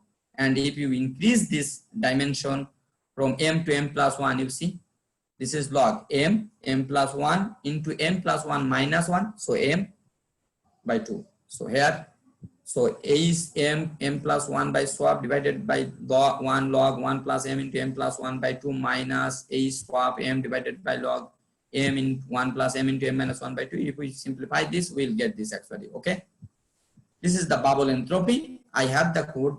If some of you are interested, you can apply in your practical applications. And we have to compare this matrix with other existing metrics. We have considered two data sets commonly available on PhysioNet: congestive heart failure of 39 subjects and 107 subjects of normal sinus rhythm. You are not familiar with these terms. Just consider that there are two data sets. One data set normal sinus rhythm comes from the from the healthier group, and congestive heart failure, they have some difficulties with their ECG, they face some problems. Okay, so some pathological groups, and we estimated the entropy from this real data set and also the synthetic series we generated, and we plot these values of all metrics and show we compare this matrix of bubble entropy with other entropy metrics. Here you see the sample entropy. This is state. Okay, we have considered very large series, and the bubble entropy also converges. Nice. For all series length, it's not affected, and but other metrics, they are affected by the series length. Okay, for a small series is this, and this is the entropy of permutation. Entropy is affected. The conditional range permutation is entropy is also affected. Range entropy is affected a bit. Okay. Then here you see entropy for various values of m. How much their estimation is affected with the selection parameter m. We have considered very large m20. In fact, sample entropy does not work if you choose m greater than 6, even for very large series length. Okay, 40,000 series length, you see. And the permutation entropy, how much is affected? Highly affected, this permutation entropy. Also the range permutation entropy is affected by series m. Okay, but the bubble entropy, conditional range entropy, every entropy is affected. Bubble entropy seems very stable even for very large m, never used in the literature. So it is free of the selection of parameters, selection of the scale factor r, and it requires m, but still it shows stable behavior for very large m. Okay, and we have analyzed these data sets, and here we try to discriminate these two data sets with respect to this matrix, and the bubble entropy shows always the p-values. The intensity test we apply this statistical test, and the p-value for bubble entropy is always less than 0.05. Okay, which is always significant for this two populations. Okay, so bubble entropy is stable, shows very better performance for discriminative and with respect to the descriptive features. Now you can apply this matrix for physiological signals analysis, because we have performed these experiments on the physiological signals. If you want, you can apply on any time series. Actually, these metrics are proposed for any time series. Now I will give you some concepts about the physiological signals and the application of entropy in these physiological signals. As I told you, physiological signals are the signals acquired from human bodies from sensors, through sensors. Okay, so it can be ECG. You are very familiar with this. This is the actigraphy signals when a subject is sleeping or walking, okay, or active. resting. This is the actigraph that contains the acceleration sensor. And this is the EEG, that electroencephalogram that records the brain's electrical activity. ECG records the heart's electrical activity, okay? These are the physiological signals. There are others, and I don't know. I mean, if I want to explain this, it will take time. You just know this is the heart physiology, and I will not go details here. If you are, some of you are interested, I can explain later. You please contact me, and even you can study. I am not a doctor, but you have to work on this, so you should be familiar with the shape and the forms on the ECG. So on ECG, you will see actually a number of bits. If this, the polarization is opposite here, okay? There are a number of bits, and this is called the ECG bits. And ECG bits have several waves, basic waves. This is called the P wave. This is called the QRS complex. This is called the T wave, and this is U wave. This is a standard ECG bit. The standard ECG bit is generated by the electrical activity of the heart, okay? If the electrical activity works well, then for passing blood, you know, the heart receives blood from the body, from the superior vena cava and inferior vena cava, from these two sides, and it is accepted, received by the right artery, and from this right artery, this blood is passes to the right ventricles. The heart has 4 chambers. The upper 2 chambers are called the artery, and the lower 2 chambers are called the ventricles. So this blood then goes to the lungs, and the oxygen is saturated. Then this oxygen saturated blood is received by the left artery, and the left artery passes this blood to the left ventricles, and left ventricle creates the contraction. This contraction is created by this pulse, the electrical activity, and it passes or through blood to the human body. So it requires huge number of pressure to make the perfect construction. Similarly, the pressure is required for passing the blood from the artery to the ventricles.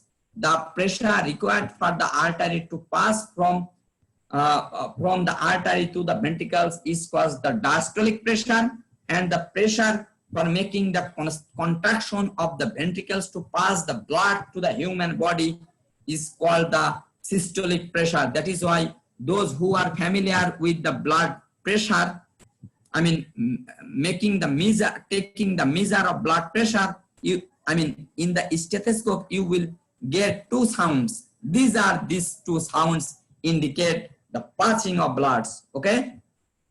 So there are also some relationship between blood pressure and the ECG, okay? So here you see, yes. আমরা কি মাঝখানে question নেব না আপনার আর মানে একেবারে শেষে? হ্যাঁ, শেষের দিকে এসে গেছি, এখনো বলতে পারো। আচ্ছা, পরেশ স্যার একটা মনে হয় প্রশ্ন করতে চাচ্ছেন, আমি তাহলে পরেশ স্যার বলো। হ্যাঁ, ওকে স্যার, পরেশ স্যার আছে? হ্যাঁ স্যার আছেন। স্যার আদব, স্যার আদব, ভালো আছো? আর ভালো আছে, পা ভেঙে বসে আছি আর কি। হ্যাঁ, ধন্যবাদ। আমি জাস্ট ডিফারেনশিয়াল ইকুয়েশন বা যেটার প্রবলেমটা ছিল, যেটা বাবুল এন্ট্রপি দ্বারা সলভ করার চেষ্টা করা হয়েছে, আমি গ্রাফটাতে দেখলাম যে এন্ট্রপি ভ্যালু প্রায় 12, 9, 10 পর্যন্ত এরকম আছে। এটা কিভাবে সম্ভব? এন্ট্রপি ভ্যালু 9, 10 কি করে হয়? স্যার এই যে পারমুটেশন এন্ট্রপি, এটা যেটা দেখছেন আপনি, যেটা দেখছেন যে স্যাম্পল এন্ট্রপি,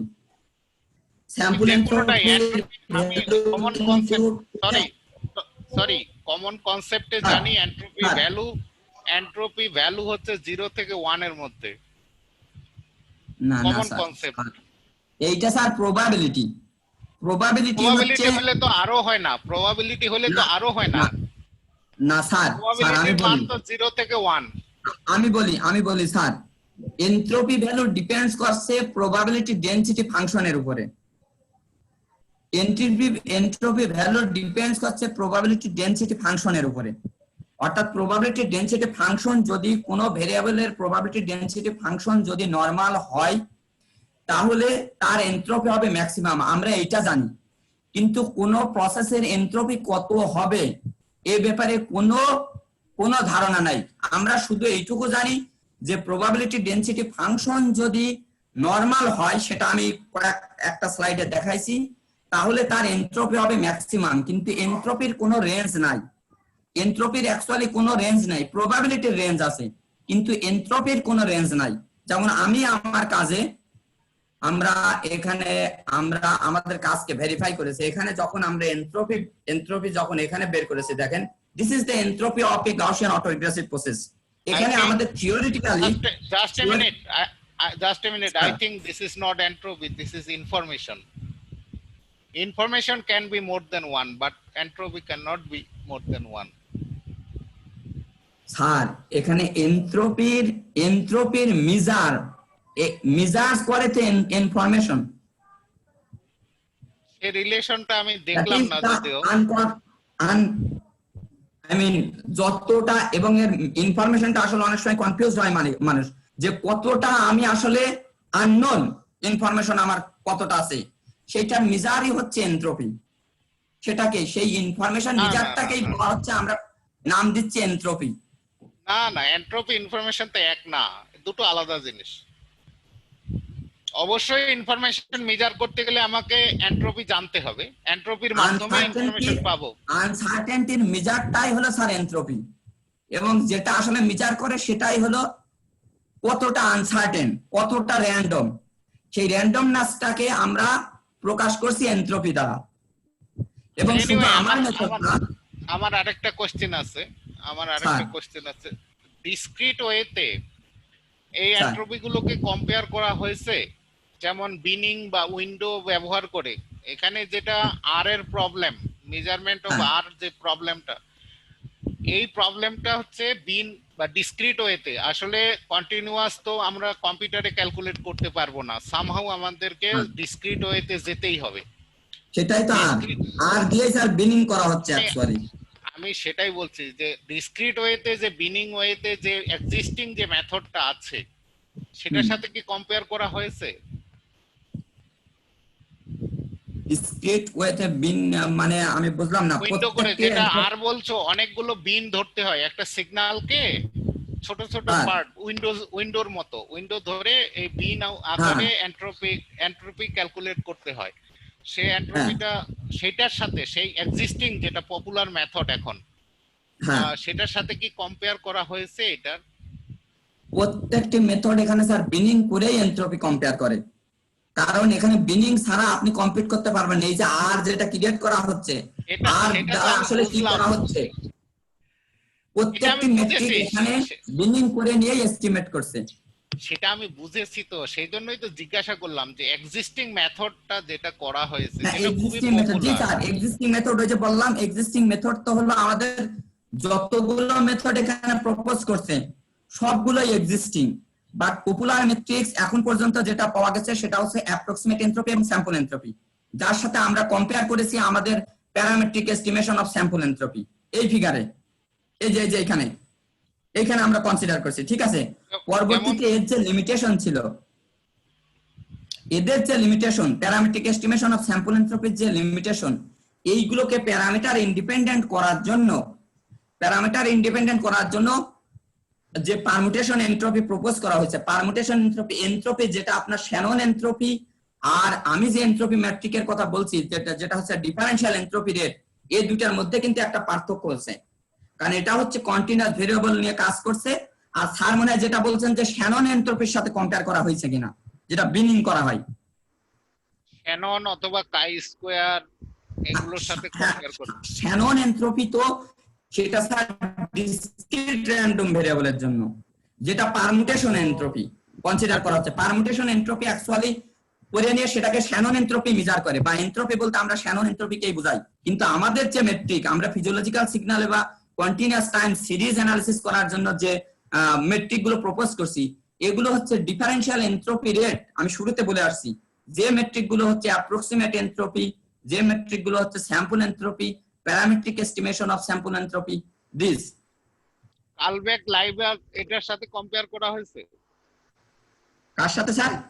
কালবেক লাইভার যে মেথড, কুলব্যাক লিভার ডাইভারজেন্স বা রিলেটিভ এন্ট্রপি, যেটা এটা তো কুলব্যাক লিভার divergence, actually this is the relative entropy. There are different types of entropy. That means just relate the cross entropy of two random variables. আমরা consider করছি the joint entropy of a Gaussian, the joint entropy of a process or a system. For example, the physiological system's joint entropy. ঠিক আছে, mutual, যেটা mutual, বুঝতে পেরেছি। এটা mutual আলো প্রয়োজন আরো ইয়ে করবো স্যার, আপনি ইয়ে থাকলে বলেন। না আমি দেখবো, মানে মেথডটা দেখবো, তবে আমার কাছে অনেকগুলো কনফিউশন আছে আর কি। যাই হোক, ওকে, এনিওয়ে ক্যারি অন। ইয়ে করেন স্যার, তাহলে তো যারা দেখছে তাদেরও ইয়ে হবে, মানে আলোচনাটা করলে স্যার ইয়ে হবে, সমস্যা নেই। ওকে ঠিক আছে। ওইটা অ্যাকচুয়ালি মিউচুয়াল ইনফরমেশন, তো স্কেল যেটা আমার মনে হয় তোমার জয়েন্ট বা কন্ডিশনাল যেগুলো ব্যবহার করছো, এখানে মিউচুয়াল ইনফরমেশনের কনসেপ্টটা একটু বললে আরো ভালো হতো। বলে আসলে ইয়ে হতো মিউচুয়াল ইনফরমেশন তো। আচ্ছা যাক, আমি পরে আসছি স্যার, ঠিক আছে আমি বলছি। ঠিক আছে, আমি এই ফিজিওলজিক্যাল সিগন্যালের অ্যাপ্লিকেশনটা শেষ করে আসি, ঠিক আছে? ঠিক আছে, যাও। সরি, আমি ডিস্টার্ব করলাম মনে হয় তোমাদের। না স্যার, থ্যাংক ইউ স্যার। দেন কোথায় ছিলাম? এখানে আমি কিছু ভিডিও অ্যাড করছিলাম, জাস্ট যদি কেউ কার্ডিওভাস্কুলার সিস্টেম সম্বন্ধে ইন্টারেস্টেড হয়। ও আমি মানে এখানে ছিলাম, তাই না? So this is the the standard ECG bit, okay, and these bits will provide numerous information to you. What this QRS complex, this is called the QRS complex. This size of QRS complex can be increased, okay, and this will indicate that your artery has been enlarged somehow, okay. Your POF, the PR segment, everything in this component will provide some information to you about the physiology of your heart, okay. I am not going in details, but there are some research on this. Even interestingly, researchers found that the ECG pattern for every person, for every individual is individual, and it acts as a biometric. You will find some research. Dr. Ruggiero Labate is working on this using deep learning for distinguishing individuals based on this ECG. So it is using as a biometric. Very interesting, okay. The ECG structure for every individual is individual. Now, so with time, you know, you are getting these ECG bits, and it's for a normal adult, this is beating 60 to 70 times per minute, okay. And we will indicate these peaks. So this is Q, this is R, this is S. This is the QRS complex. We will consider these R peaks, and the difference, the interval between successive R peaks is called the RR interval.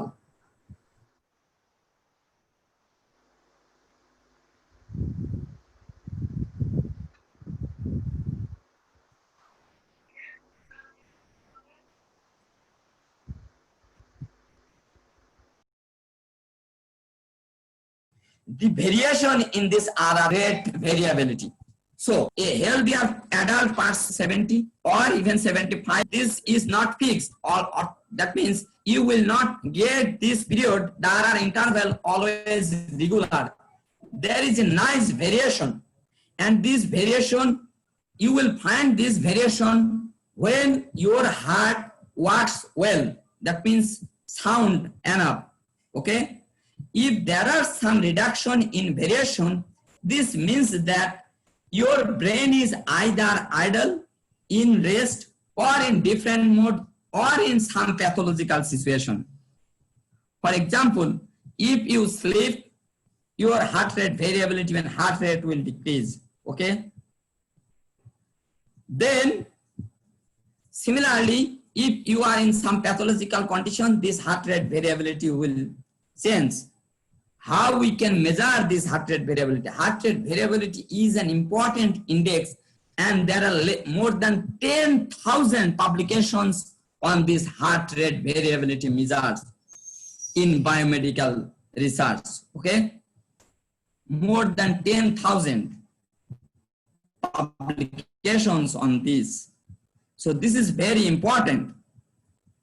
And here I added some, due to the limitation of time, I am not running this video. Here there was nice video how the ECG bit is generated, you know, and how it is passing, and how this ECG is constructed, what are the importance, how blood is flow, etc. Let's skip this.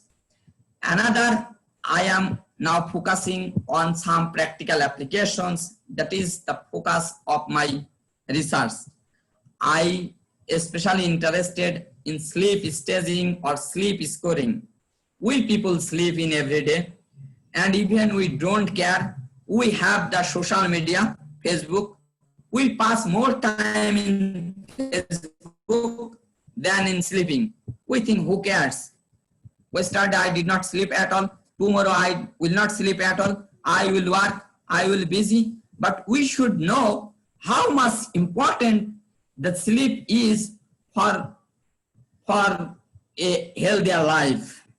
In a research conducted by the National Institute of Neurological Disorder and Stress, they performed a study on rats. Okay, and let's see, sleep has different stages. You know, this is a biological process, and it's essential, especially for human health, for every animal. Okay, and it has different stages. Actually, you see, there are different stages. You can be awake, you can be in REM sleep, rapid eye movement. That means when you will sleep, you closely observe that the eyelid is moving. Okay, this is called the rapid eye movement sleep. It is not deep sleep. If you knock him, he will awake. Okay, just before waking up, people goes into this phase. Then NREM sleep, and NREM can be classified. NREM stage 1 is NREM stage 2, NREM stage 3. NREM stage 1 just a transition from REM to NREM. Okay, then NREM 2 and NREM 3 is called the deep sleep. Okay, according to the American Academy of Sleep Research. Now here they deprive some rats from this REM sleep. Every phase of sleep have a special purposes. Okay, for example, REM sleep helps to memorize, helps to refresh your memory. Okay, on the other hand, the REM sleep is the NREM sleep helps to strengthen your tissue and even immune system. If you don't go through the deep sleep, NREM stage 3, for successive days, months, or weeks, your immune system will weaken. So the importance of sleep is very essential. But how we can estimate, how we can score that, how well I have sleep or not? Sometimes if you ask some old guys that how well do you sleep, he will say, no, I don't sleep at all. But how much, he cannot understand. He don't know. Sometimes we went to the sleep without our knowledge, unconsciously. Okay, so we don't know how much we measure. So the measuring, the estimating of sleep is essential. and most of the accidents in the Western countries occurred due to the lack of this sleep, even in the working place or in the road accidents. 50% of car accidents in statistics, it is found that the 50% of car accidents is happened in USA due to the lack of sufficient sleep. It's also sufficient sleep also provides the ability to work. Okay, if you don't sleep, your ability of the performance of working will decrease day by day. So we have to score the sleep. What is the way of this sleep scoring? The standard way of sleep scoring is the polysomnography. In polysomnography, what people do? People, the electrical activity of brain, EEG, the electrical activity of heart, the electrical activity of muscle. In this way, different types of physiological signals are recorded, and the subject is allowed to sleep in a specially focused lab where there is a specialist, there is a special lab. Okay, you have to sleep. You know, this is a new environment, so your sleep can be affected by this new environment. No, also you wire lots of electrodes. You know how much you can sleep. Of course, it will be affected, but this is the standard way. The electrical activity of this EEG will be recorded by this EEG, ECG, EMG. Okay, and at the end, they will collect, a neurologist will collect this, and he will score this sleep staging in every 30 seconds. In every 30 seconds, analyzing this electrical activity, we will score based on some waves in the EEG. There are some alpha wave, beta wave, delta wave, gamma wave, however. And the ECG, he will say, okay, he was in this NREM stage 1, here he was awake, here he was NREM stage 2, he was NREM stage 3, he was awake again, he was in every 30 seconds. So you know how laborious this work is. And if this is done by a famous neurologist, how much he can want from you, how much money, you know. In Europe, this is 700 to 800 euro you have to pay per day. And a single day is not sufficient. You have to go under a successive days. So if you go under 3 successive days, you have to pay 2,500 euro approximately to this neurologist for sleep scoring. Okay, sometimes your physicians will suggest you this for sleep scoring, as in our country the doctor said that you should do an ECR. Okay, you should do this CVC, this. So here they can say, okay, you should do this polysomnography, this sleep scoring. I want to see is there any effect on this, and you have to pay 2,500 euro. That a few European earn this per month. Also in our country, so much I know, maybe there is a sleep research, sleep lab in the Bangabandhu Sheikh Mujibur Rahman Medical University, and it cost around this 25,000 to 30,000 taka per day. It's very expensive experiment. So people, the researchers are looking for some alternative way of this sleep scoring. Maybe it's not 100% accurate, but at least we can screen this. A huge number of people, those who don't suffer from so much sleep problem, okay, we can say, okay, you are good, you don't know. It's just like using a glucometer, okay? Like this, you can do this. So researchers are running for this experiment, these methods. That means how we can do this sleep staging using low cost and easily available and comfortable also devices or system. And even if 2 neurologists score your EEG, there will be some differences also. So if we propose some alternative objective measure, what's the problem? No problem. People are working on this, and the alternative ways can be. So this polysomnography based standard way has different limitations. For example, we require special personnel. It's extremely high cost, and there are also some environmental side effects. Okay, but alternative ways can be, you are using artificial intelligence and machine learning.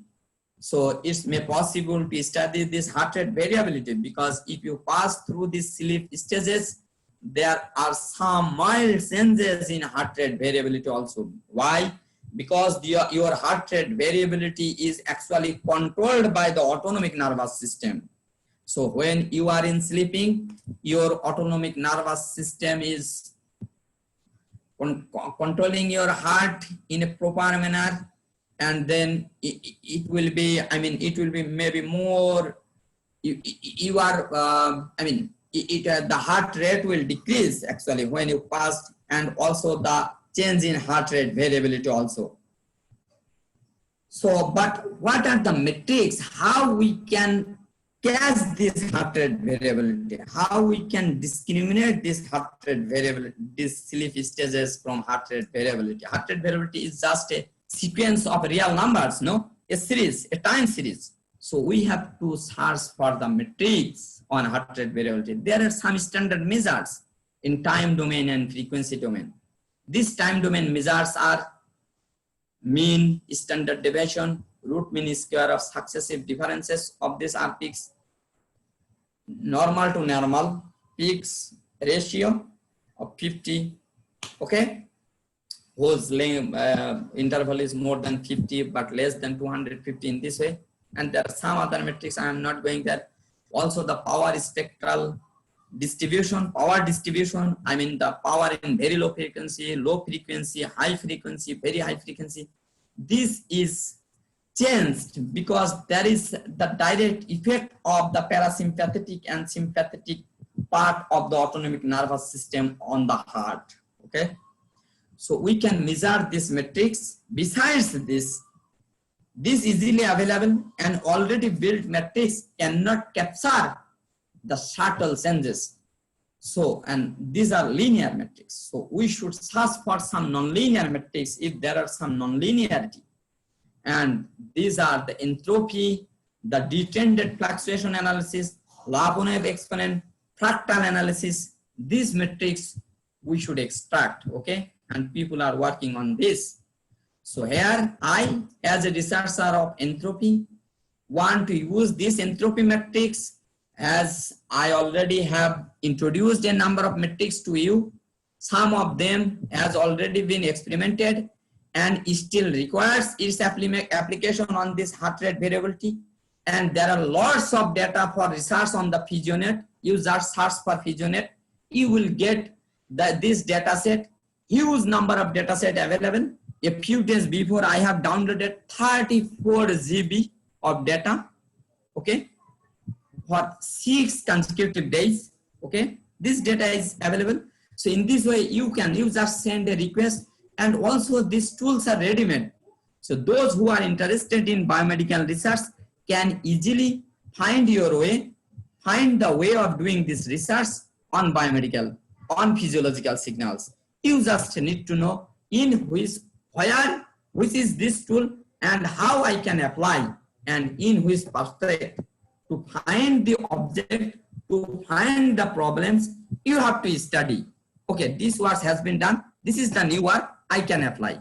Okay, and you can find this matrix. That is, the code is also available. Okay, and you can apply. You will get some result.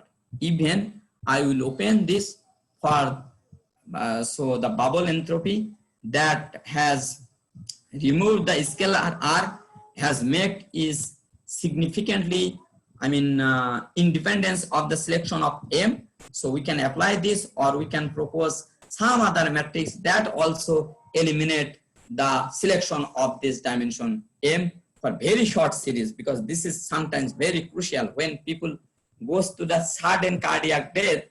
You know, it may happen for 10 to 20 seconds. Sometimes people say, they said that ma and died. This is due to the sudden cardiac death, their ventricle arrest. It does not pump because there was not sufficient contraction of the ventricles. Okay, so we have to do research on this, and these are the metrics.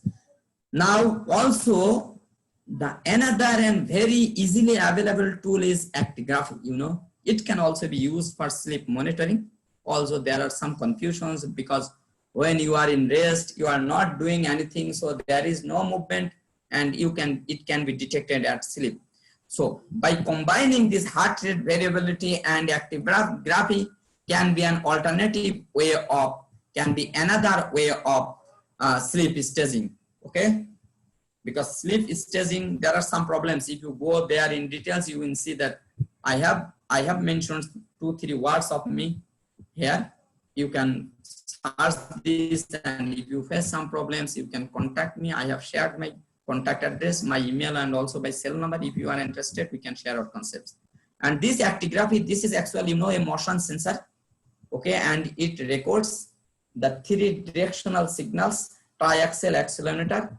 It records the movement in left to right, okay, medial lateral, anterior posterior, front and back, and also the vertical movement. When you wire this, and it is 12 to 16 bit resolution, so it can capture the very small movement. Even if you keep it on the table, okay, under the fan, there is very small movement, and you will see there is some high frequency noise. This is just, it can capture very small changes during this actigraphy. So if you wire this during your sleeping, there is no movement. If there is some movement, it can air, but the problem is that it can, the performance, you can wire on your wrist, you can wire on your chest, you can wire on your neck, on your ankle, okay, in different places, and this position, the performance of this actigraph can vary based on the locations, its place. There are lots of works you still need to do, and even this actigraph is also built in your smartphone, okay? You see that you can easily download it, you can record this data, you can, for the students of undergraduate and for master's students, graduate students, it is sufficient to use your smartphone. You can record this data from different activities, and you can apply this metrics, okay? And you can perform some machine learning, you can use some artificial intelligence, and you can do some experiments. So with this basic knowledge, in the next time you can apply for some research position. I think this is a good idea. The data you can easily record, okay? But the metrics from actigraphy, I did not, maybe here, I did not tell it. The metrics from actigraphy are the, the autoregressive coefficients. That means you will fit an autoregressive model to this series, and then you will estimate its coefficient. That has been proved very effective features for this activity recognition. The entropy I already have shown, and I have reported very performance for classifying a number of basic activities, tilt angle, the angle of the vertical axis, okay, and signal magnitude area, that is the area under some threshold. Okay, in this way there are some metrics, and you can propose some metrics yourself, okay, some measures. Activity recognition is also, why it is so attractive? Is it just for classifying the activity recognition? Activity recognition has very important role. Why? Because at the end, you people are very busy with this modern technology. You are passing most of the time indoor. The modern people know we are driving by car. So always sitting. We don't have any movement. We don't have any physical activity. So at the end, that is why in abroad, there is a weight scale in your, and also these types of, most of the people wear this kinds of active watch, okay, smart watch. Why? Because they record, they measure their calorie, and if they require to consume more calorie, they perform some jogging. In this way, you should know how much calorie you have consumed, okay, at the end. If it's required, you should do some activities. So we should know this activity and activity recognition, and also the intensity of some activity recognition, because the activity calorie consumption also depends on the type of activity and the activity intensity, okay. Besides this, you can also care your elderly people at home, because you don't have time. You are the only child, you are the only independent person in your family, or maybe you and your spouse. So you went to your workplace, your old parent is staying at home. You need to take care of him. If he has fallen down or not, if he has some problems, okay, you should take care. You can detect this using this motion sensor. I have some words on predicting, also there are words. There are lots of words on predicting when people goes elder, you know, their bone become weaker, and also the joints does not work properly. Okay, so the gait and movement analysis is you can perform from this activity.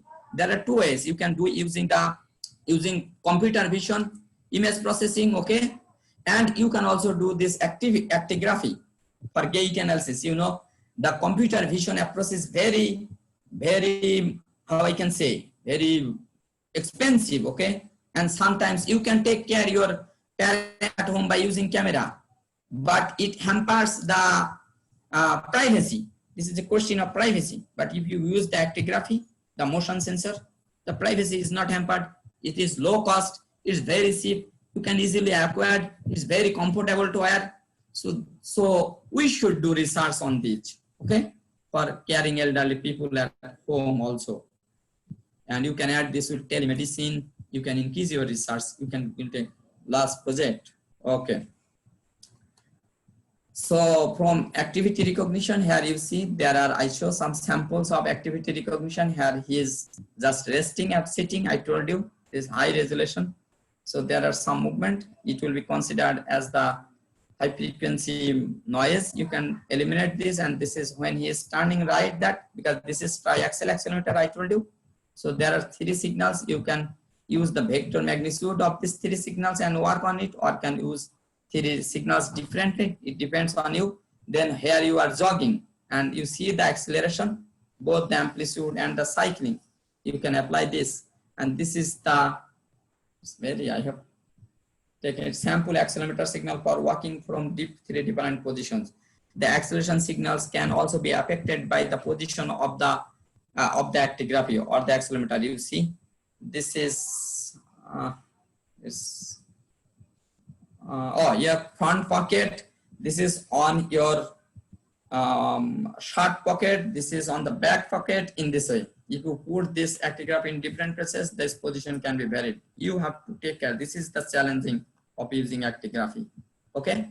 So the prospective research, I already have shown that you can propose some entropy metric. If you understand that we have to propose some probability density. If you can propose some probability density that does not, for computing this probability density, it does not depend on the scaling factor R, okay, or the selection of M. You can make it, then it will be accepted as a hotcake.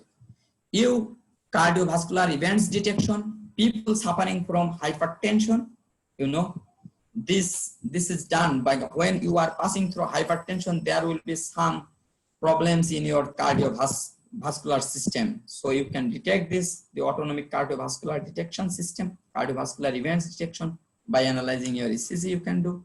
You can compare the study of all entropy metrics. You can compare this entropy metrics in some practical, this for the masters or graduate students. These entropy metrics you can study, you can implement this code, and you perform this study on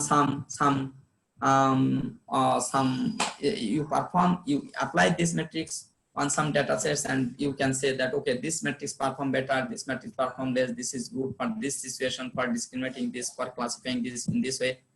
You can, the bubble entropy is newly developed, you see. So it is not explored till now so much. So you can apply these new metrics, okay, in some practical applications. You can apply this human activity recognition, although it's commercially available, but researchers are doing their research to make it cheaper, okay, and you can do, and considering all types of activity performed, developing in low cost features, you can propose some low cost metrics for heart rate variability analysis, low cost metrics from actigraphy. I mean, metric means parameters, okay, and so on. So thank you. Here I have added some words I have published. You can go to my page and you can find these words. If you don't, maybe these are not open access journals, so you cannot maybe get access of this. If you are interested, please request me. I will send you the soft copy, okay, by email. to you. You can study, and if you have some difficulty, you can ask me. Even the code is available. So if you are interested to do research, just share your concept with me or your supervisor. You can contact with me. We can work in collaboration if you like. So thank you so much. Okay, so thank you very much, Professor Dr. Muhammad Aktaruzzaman, for your very elaborative and a long indeed talk. Yeah. So thank you very much. Maybe if anyone have any question, Professor Dr. Akhtar can answer. Sure. Yeah. So anyone of, I think only research enthusiasts are present now, because Yes. it's very long time. So only who are caring. Oh, most of them has left this session. Yeah. Who? Yeah, many already left because of a long time.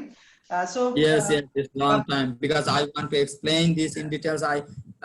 This is actually a course of 6 hours. It should be. Okay. And I consider these graduate students, undergraduate students, so I want to give some basic definitions that was actually not to describe. So at the end we miss maybe them. Okay. So anyway, the like, video of this talk is available on Facebook, and I will also upload it to YouTube as well.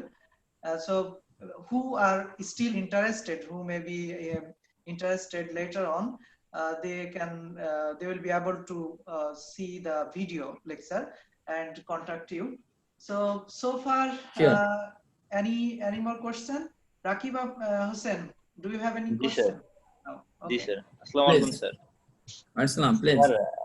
Sir আমাদের হচ্ছে measures of entropy for psychological signal. Sir এখানে হচ্ছে আমি যখন Google স্কলারে কিছু paper search করলাম, তো sir এই টপিক লিখে, তো স্যার আমি এখানে দেখতে পাইলাম স্যার হচ্ছে লাস্ট 2011 হয়তো স্যার, যদি আমি ভুল না করে থাকি, বা 2013 সালে স্যার একটা পেপার পাওয়া গেছে। তো স্যার মনে হচ্ছে যে একটু অনেক আগের পেপার গুলো হয়তো পাবলিশ করে রিসেন্টলি কোনো কাজ হয় নাই।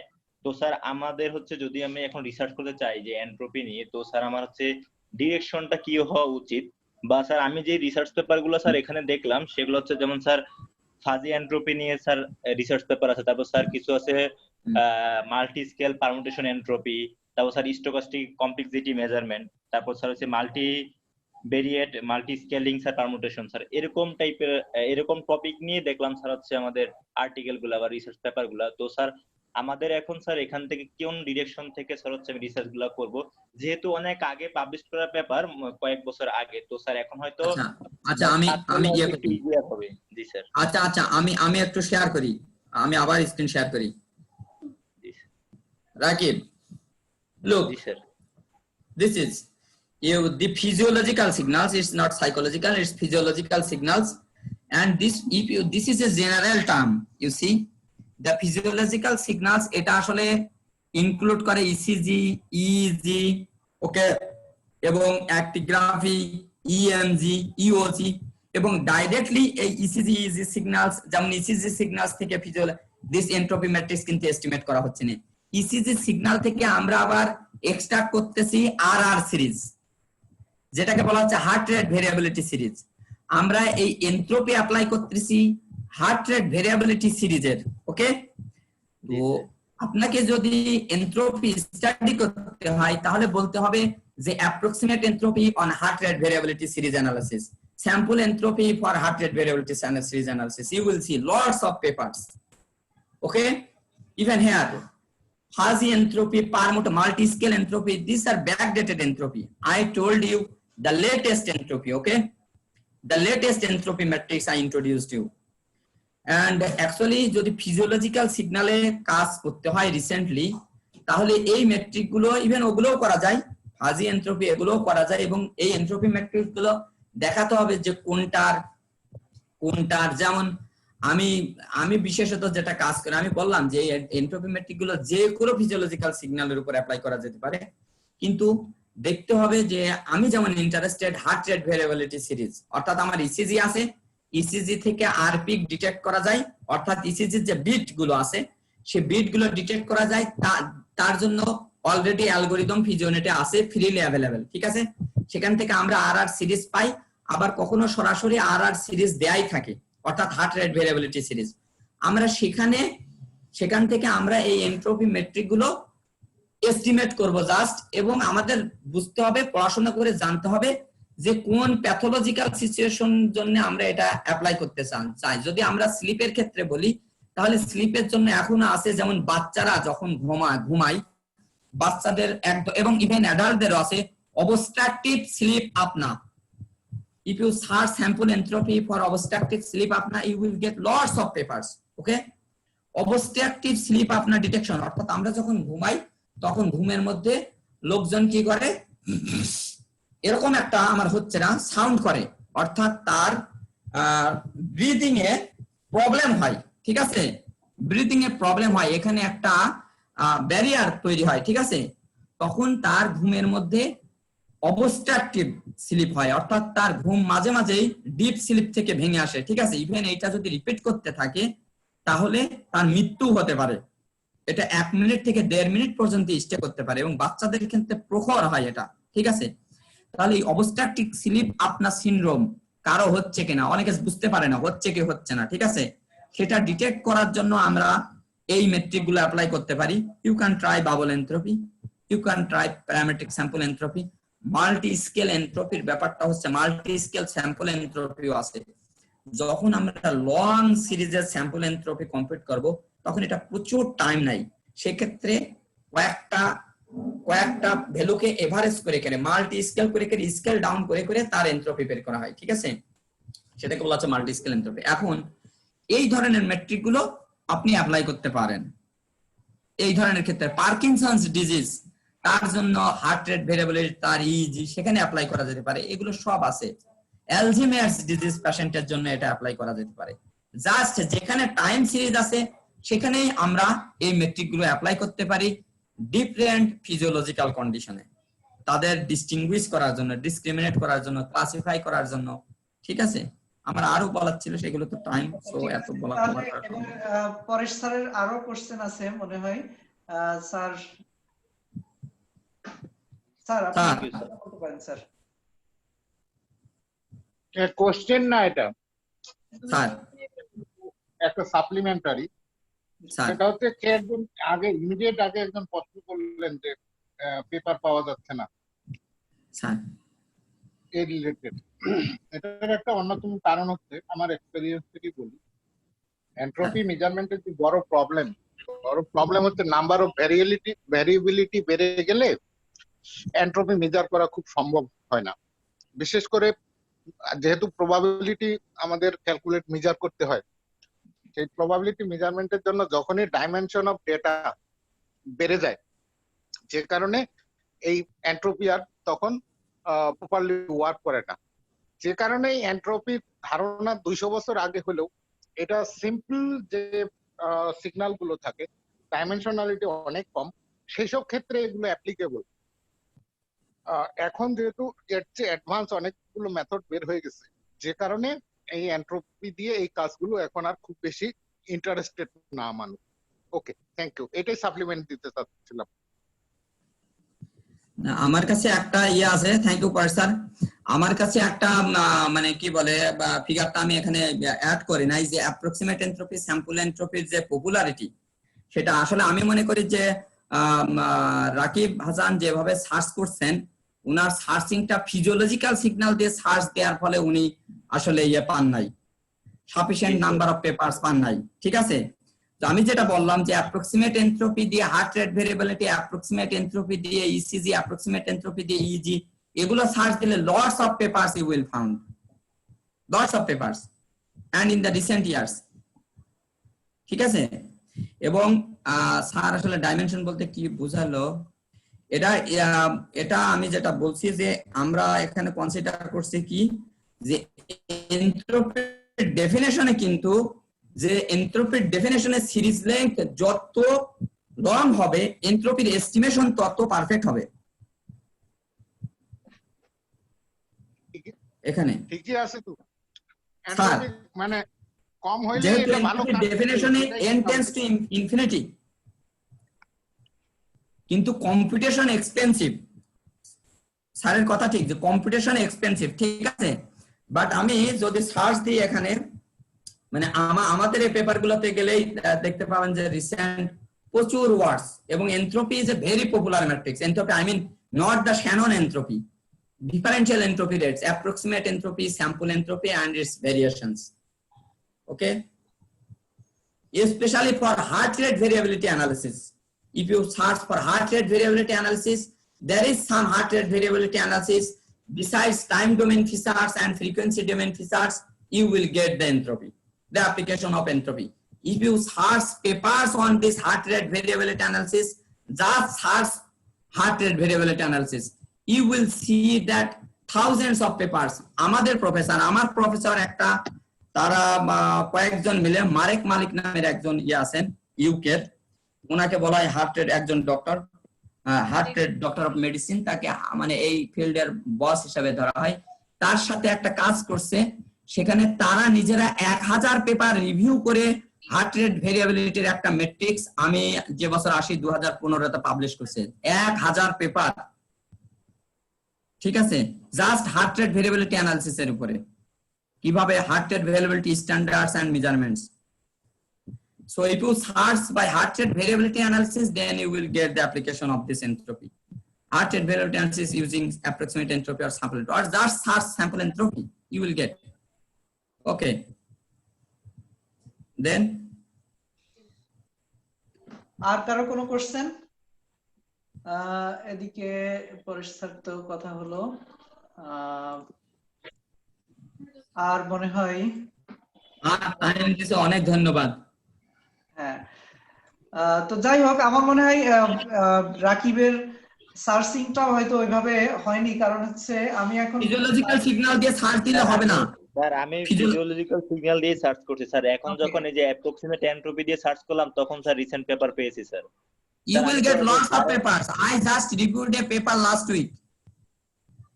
Okay. This is the phase entropy.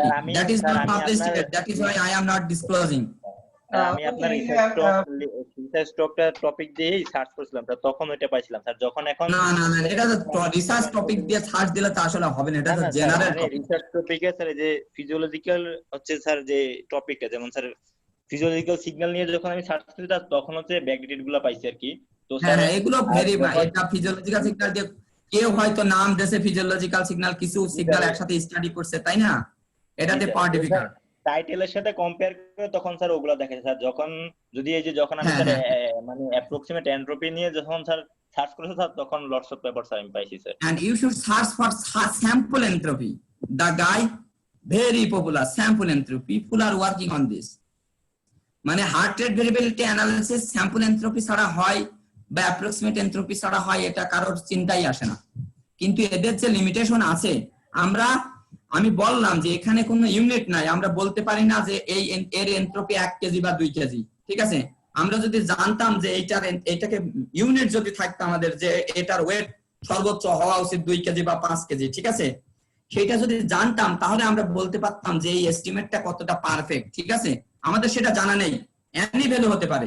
সেই জন্যই আমাদের ওই যে আমরা parametric estimation of sample entropy propose করেছিলাম, এবং সেই কারণেই মানুষ সার্চ করছে যে কিভাবে এই এস্টিমেশনটাকে পারফেক্ট করা যায়। তা সত্ত্বেও এগুলো ইউজ করা হচ্ছে কারণ তাদের ডিসক্রিমিনেটিং ক্যাপাবিলিটি খুব হাই, ডিসক্রিমিনেটিং এবং ডেসক্রিপটিভ ক্যাপাবিলিটি, যেটা আমাদের স্টাডিতে বাবল এন্ট্রপি আবার ডিফিট করেছে all existing entropy. So bubble entropy এখন এক্সপ্লোর করার টাইম, ঠিক আছে। রাকিব যদি ইন্টারেস্টেড হয়, বাবল এন্ট্রপি আমার কাছে কোড আছে, anybody if interested, I will also deliver the code, and even we will plan to upload this code on the web in GitHub. Okay, this is MATLAB code. So I don't know this code, the first author of this paper, bubble entropy, is George Manis.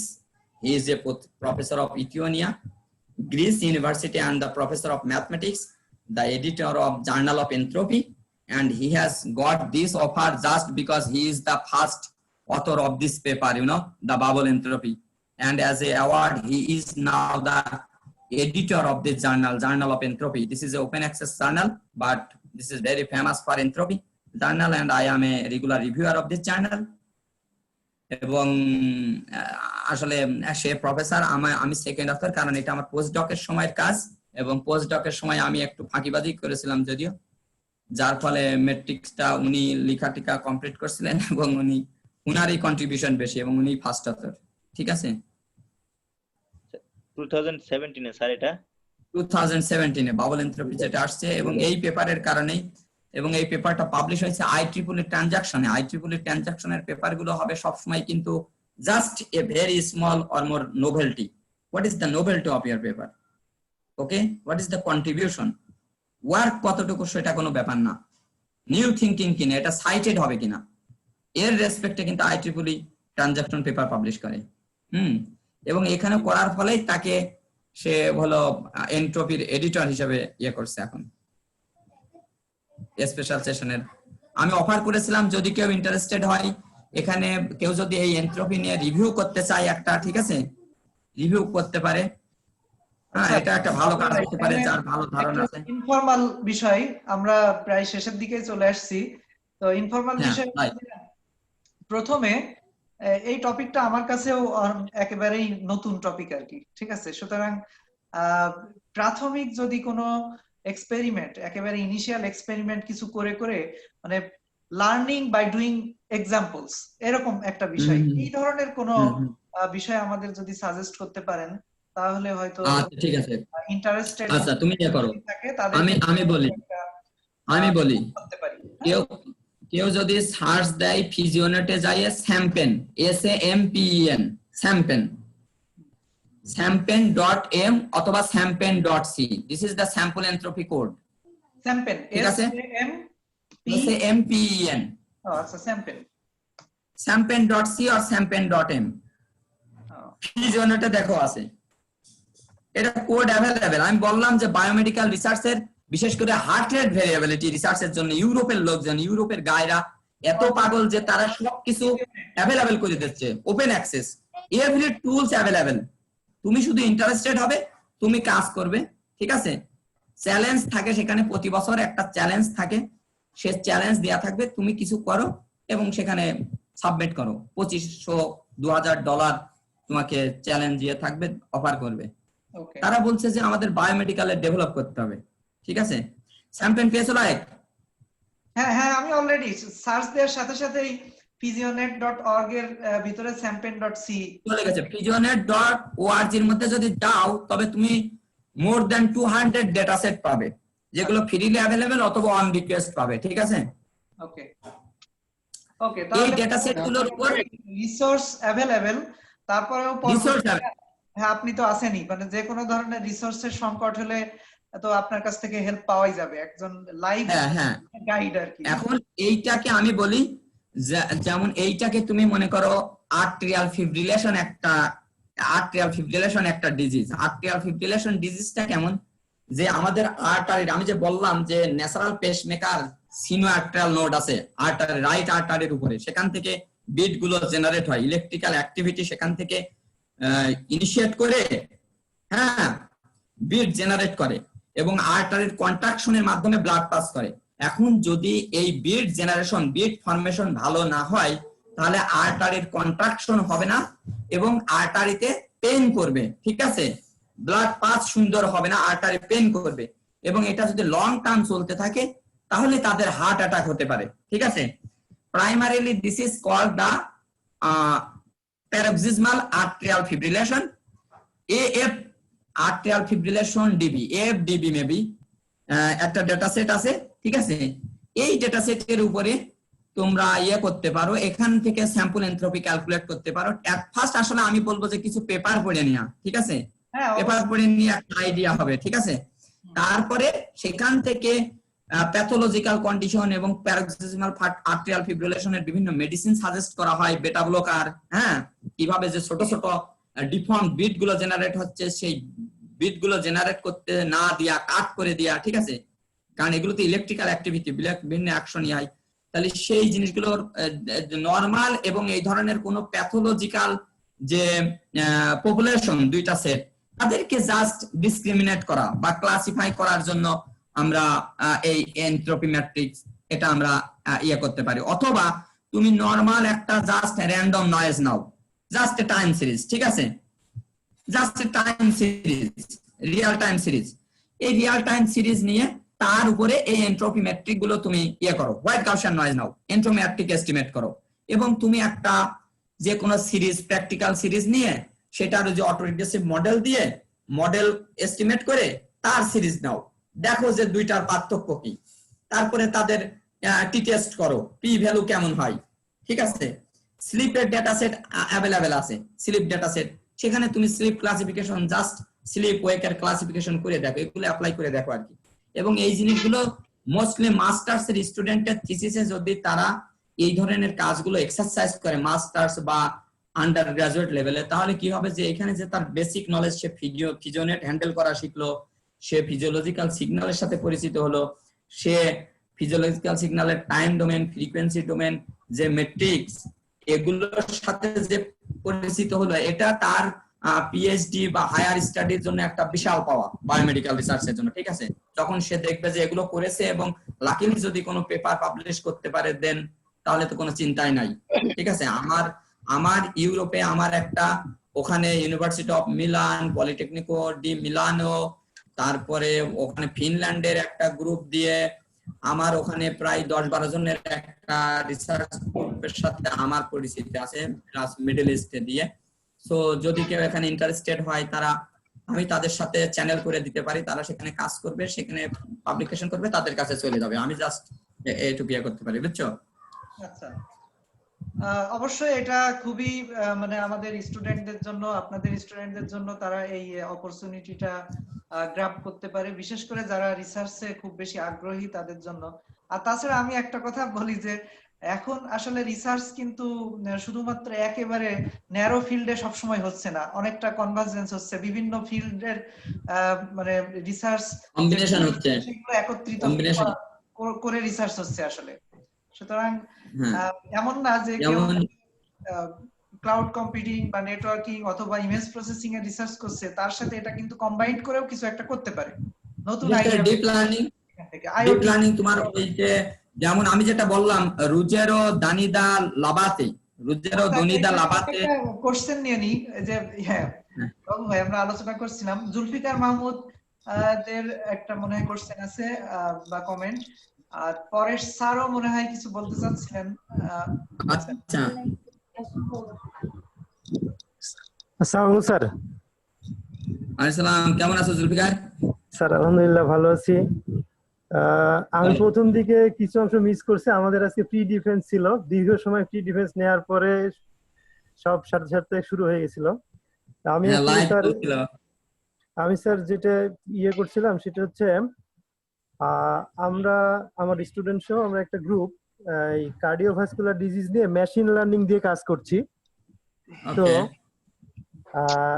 এখন আপনার এটা ইয়ে হওয়ার পরে দেখা গেল যে আমরা মেশিন লার্নিং এর ক্ষেত্রে যে ডেটা সেট ব্যবহার করছি, সেখানে যে অ্যাট্রিবিউট গুলো আছে, সেই অ্যাট্রিবিউট গুলো ভেরি কমন অ্যাট্রিবিউট, যেমন কোলেস্টেরল, হার্টবিট, বিপিএস বা ইত্যাদি এই ধরনের ডেটা ইয়েগুলো অ্যাট্রিবিউট নিয়ে কাজ করছি। তো আপনারা যে সিগন্যাল গুলো কাজ করছেন, সেই সিগন্যালের অ্যাট্রিবিউট গুলো দিয়ে যদি কোনো ডেটা সেট থাকে, তাহলে সেটার সাথে যদি আমরা ডিপ লার্নিং, মেশিন লার্নিংটা ইমপ্লিমেন্ট করতে পারি, তাহলে আমার মনে হয় খুব ভালো কিছু করা সম্ভব। তো যেমন এই ধরনের ক্লিনিক্যাল ট্রায়াল অথবা রিয়েল টাইম কোনো ডেটা সেট রেফার করা যাবে, মানে আছে কিনা স্যার?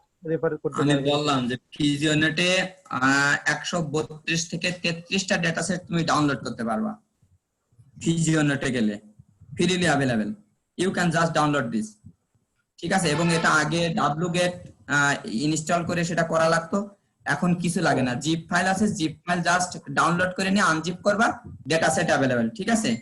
এবং এই ডেটা সেট গুলো অ্যাক্সেস করার জন্য ফিজিওনেটে WFDB2 প্যাকেজ পাওয়া যায়, WFDB। এই WFDB প্যাকেজ গুলো আসলে কি করে, সেখানে সবগুলো কোড আছে, ম্যাটল্যাব এবং পাইথন কোড WFDB প্যাকেজে, ঠিক আছে।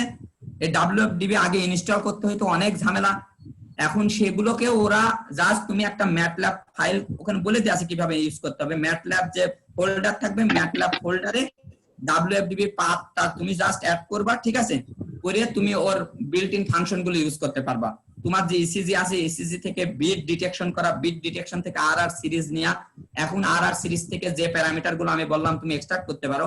তোমরা আরো আসলে এই ধরনের কাজ করছো না, তোমরা যেটা কাজ করছো সেটা বলছো যে কোলেস্টেরল, তারপরে আরো কি কি মেটাবলিজম বা যা হোক এটা সেটা।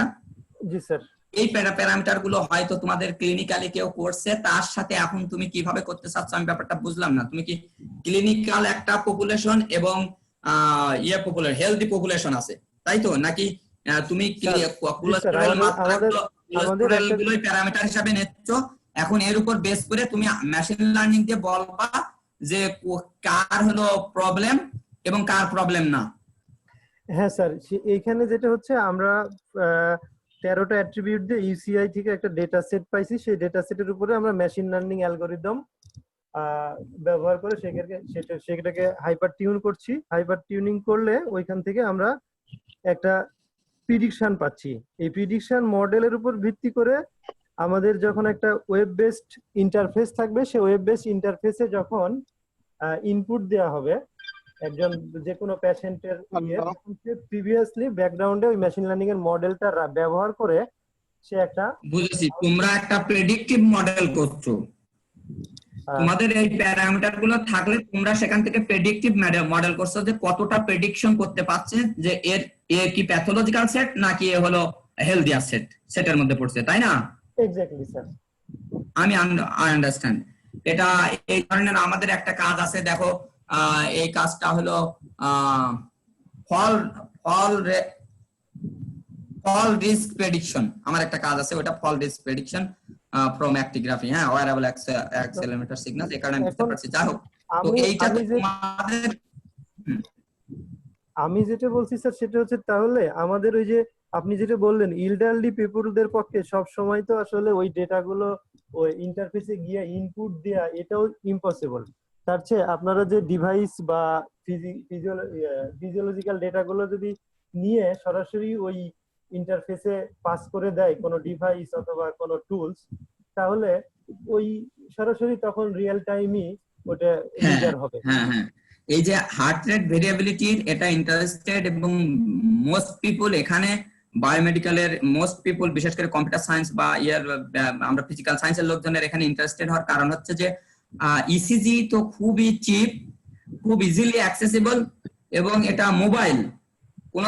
কোনো পেশেন্ট যদি একেবারে বেড পেশেন্ট হয় ইজিলি একটা ইসিজি মানে কয়েক হাজার টাকায় কেনা যায়, সেখানে নিয়ে যাওয়া যায়, ইসিজি রেকর্ড করা সম্ভব, তাই না?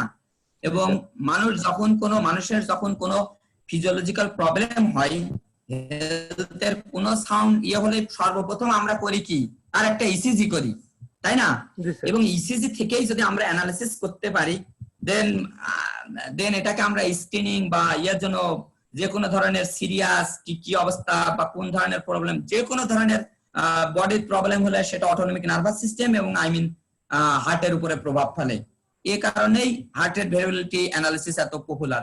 তুমি যেটা বলছো সেক্ষেত্রে আমি বললাম যে বিভিন্ন ধরনের প্যাথোলজিক্যাল ডেটা, বিভিন্ন cardiac arrhythmia data, MIT data available, AFPDB আমি যেটা বললাম এগুলো ফিজিওনেটে সার্চ দিলে পাবে, এসএলপি ডেটা সেট অ্যাভেলেবল, এই ধরনের বহু ডেটা আছে এবং ডেটার ডেসক্রিপশন আছে। তুমি তোমার টার্গেট অনুযায়ী সেখানে যে করতে পারো। ইজি ডেটাও আছে, ইলেকট্রোএনসেফালোগ্রাম ডেটাও আছে, ঠিক আছে, বিভিন্ন কন্ডিশনে, পার্কিনসনস ডিজিজ। হ্যাঁ, আমার মনে হয় আমি যতটুকু জানি আমি সেটার মধ্যেই বলছি। আমি জাস্ট ওই আগে কে যেন কোশ্চেন করলো যার নিয়ে এতক্ষণ ডিসকাশন হলো, সেই প্রশ্নের উত্তরই বলি, আমি একটু সাপ্লিমেন্ট করি আর কি আমার নলেজ থেকে। অ্যাকচুয়ালি ও পয়েন্টে এসেছিল, আমি যে কথাগুলো বলেছিলাম প্যারামিটার বা অ্যাট্রিবিউট, নাম্বার অফ অ্যাট্রিবিউট যখন বড় হয়ে যায় তখন এই মেথড গুলো কাজ করে না। জুলফিকার না কি বললো আগে, অ্যাকচুয়ালি 2008 সাল থেকে এই ইনফরমেশন বা এন্ট্রপিকে ইউজ করা হয় অ্যাকচুয়ালি ডাইমেনশন রিডাকশনের জন্য। প্রতিটা প্যারামিটার, প্রতিটা অ্যাট্রিবিউটের একটা এন্ট্রপি, মিউচুয়াল এন্ট্রপি বের করা হয়। এন্ট্রপি সিগনিফিকেন্ট অনুযায়ী আমরা সার্টেন একটা লেভেল, সার্টেন একটা থ্রেশহোল্ড ধরার পরে বাকিগুলোকে, বাকি অ্যাট্রিবিউট গুলোকে ক্যান্সেল করে দিই, যেটা মেশিন লার্নিং এর অন্যতম একটা কাজ, যে ফিচার এক্সট্রাকশন বা ডাইমেনশন রিডাকশন। যেমন আমি যদি মাল্টি লেয়ার নিউরাল নেটওয়ার্ক ধরি, তাহলে ম্যাক্সিমাম লেয়ার গুলো বা লাস্ট লেয়ারটাতে আমরা হচ্ছে ক্লাসিফাই করি বা প্রেডিকশন করি, কিন্তু তার আগের লেয়ার গুলো হচ্ছে ডাইমেনশন রিডাকশন করে। একইভাবে ডিপ লার্নিং ও তাই করে। তো ক্রস এন্ট্রপি ফাংশন ইউজ করা হচ্ছে স্যার। মিউচুয়াল ইনফরমেশনটা যে কাজে, আবারও বলছি, এটা অ্যাকচুয়ালি ডাইমেনশন রিডাকশনের জন্য ব্যবহার করা হয়। মিউচুয়াল ইনফরমেশন ডাইমেনশন রিডাকশন, 2008 সাল থেকে এটা ইউজ হয়ে আসছে। যেমন আমি নিজেও করেছি, লিউকেমিয়া ক্যান্সার ডেটায় আমি ক্যান্সারে করেছি, ব্রেস্ট ক্যান্সারে করেছি। হ্যাঁ, তারপরে আমি কিন্তু এখানে ইন্টারেস্টেড ছিলাম। আমি কিন্তু পিএইচডি তে যাওয়ার আগে পরের স্যারের সাথে আমি কিন্তু কাজ করি, এবং স্যারের কাছে প্রথম আমি এই স্যারের মিউচুয়াল ইনফরমেশন এবং স্যারের নন নেগেটিভ ম্যাট্রিক্স ফ্যাক্টরাইজেশন, স্যারের কাছে গ্রেটফুল। স্যার কিন্তু আমার কাছে এই ইনফরমেশনগুলো দিয়ে করতেন। আমি শেষ করি তো। এটা হচ্ছে, তারপরে আমরা যেমন ওয়্যারলেস এন্ডোস্কোপিতে কাজ করেছি। তো এইগুলোতে অ্যাকচুয়ালি আমার মেইন কন্ট্রিবিউশনটা ছিল, আমার রিসার্চে মেইন কন্ট্রিবিউশনটা অন্যতম একটা ছিল হচ্ছে মেশিন লার্নিং এ ডাইমেনশন রিডাকশনের জন্য মিউচুয়াল ইনফরমেশন ইউজ করা। এইটার উপর ভিত্তি করে কিন্তু আমি আন্ডার গ্রাজুয়েটে কিছু প্র্যাকটিক্যালও করাই, যেটা লায়েক একটা বললো যে একেবারে প্রিলিমিনারি টাইপে কোনো এক্সপেরিমেন্টাল কিছু দেখা যায় কিনা। আমি কিন্তু একটা এক্সপেরিমেন্ট দেই ছেলে মেয়েদের, এবং ওটা থাকে আমার হিডেন এক্সপেরিমেন্ট, মানে আনসিন এক্সপেরিমেন্ট। ছাত্ররা আগে থেকে জানেও না যে এটা কোন প্রবলেমটা পড়বে আমার কাছে। যেমন টেক্সট মাইনিং থেকে শুরু করে এই ধরনের, যখন নাম্বার অফ অ্যাট্রিবিউট অনেক বেশি থাকে, সেই ক্ষেত্রে এন্ট্রপি এস্টিমেট করে আমরা সিগনিফিক্যান্ট ফিচার গুলোকে এক্সট্রাক্ট করার চেষ্টা করি। তো আমার মনে হয় জুলফিকার যেটা বললো, এটা বিশেষ করে রিয়েল টাইমের জন্য। ওরা যেটা বলছে যে পেশেন্ট ডেটা দিবে, ডেটা দিয়ে তাদের ঠিক করবে। পেশেন্ট যখন ডেটা দিবে, এখানে যদি আমি 13টা অ্যাট্রিবিউট না নিয়ে আমি যদি 3টা নিতে পারি বা 5টা নিতে পারি বা 2টো নিতে পারি, তাহলে কিন্তু এটা রিয়েল টাইমে এস্টিমেশনটা খুব দ্রুত হয় এবং এটা ইফেক্টিভ হয়। তো mutual information, parameter reduction, dimension reduction, সেটা আমি আগেই বলেছি। তো ফলে মিউচুয়াল ইনফরমেশনটা এখন মেশিন লার্নিং এ ইন্ট্রোডিউস করা হচ্ছে। তো আমাদের প্রকৃতপক্ষে ছাত্রছাত্রীদের যদি কেউ চায়, আমাদের বিশেষ করে আন্ডার গ্রাজুয়েট এবং মাস্টার্স এর ছেলেদের এরকম প্র্যাকটিক্যাল আমি করাই, তোমরা দেখতে পারো। ওকে, ধন্যবাদ।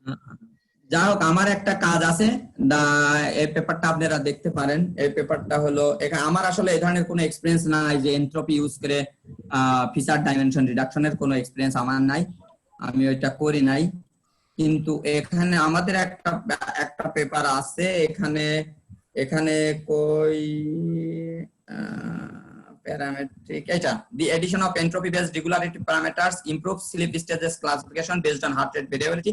এখানে আমরা কিভাবে প্যারামিটার সিলেকশন করতে হবে, প্যারামিটার বেশি হলে পারে সেখানে প্যারামিটার রিডাকশন, যেটা স্যার যেটা বললেন যে কম্পিউটেশনকে ফাস্ট করা, কারণ আমাদের এই রিসার্চ গুলো হবে, বায়োমেডিক্যাল রিসার্চ গুলো রিয়েল টাইম সিগন্যাল প্রসেসিং কে যদি আমরা টার্গেট করি, তাহলে অবশ্যই আমাদের আমি ফিউচার ইয়ার কথা বলেছিলাম যে আমাদের টার্গেট রাখতে হবে যে কিভাবে লো কস্ট করা যায়। কারণ আমি যে সিস্টেমটা ডেভেলপ করবো, আমাদের টার্গেট এট দ্য এন্ড একটা সিস্টেম ডেভেলপ করা, এবং সিস্টেমটাকে লো কম্পিউটেশনাল কস্ট এবং low cost with respect to the price, দুটাই আমাকে দেখতে হবে। কারণ লো কম্পিউটেশনাল কস্ট এবং লো পাওয়ার কনজিউমিং, এই জিনিসগুলো মাথায় রাখতে হবে যেন লং টার্ম এটা আমাকে সার্ভিস দেয়। ঠিক আছে, সেক্ষেত্রে আমাদের প্যারামিটার ডাইমেনশন রিডাকশন করতে হবে। প্যারামিটার ডাইমেনশন রিডাকশন করার জন্য তো প্রিন্সিপাল কম্পোনেন্ট অ্যানালিসিস বা যেটা স্যার মনে করছেন আইসিএ, তারপরে হলো এই যে আরো যদি টেকনিক কেউ মনে করে, বিভিন্ন ধরনের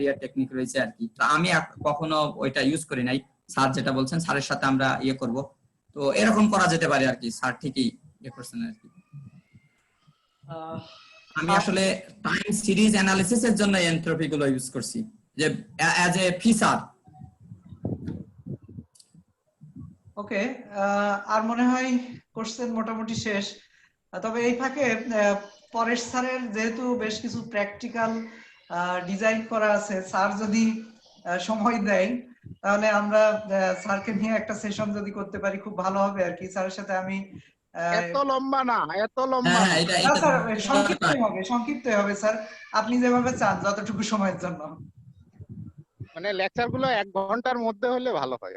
জি স্যার, মানে সেরকমই আমাদের প্ল্যান ছিল, কিন্তু বাবু ভাইয়ের এটা আসলে অনেকটা একটু টাইম আর কি এক্সটেন্ড হয়ে গেছে যেভাবেই হোক বিভিন্ন না মানুষ বোরিং হয়ে যায়, মাথায় ধরে না তো পরে।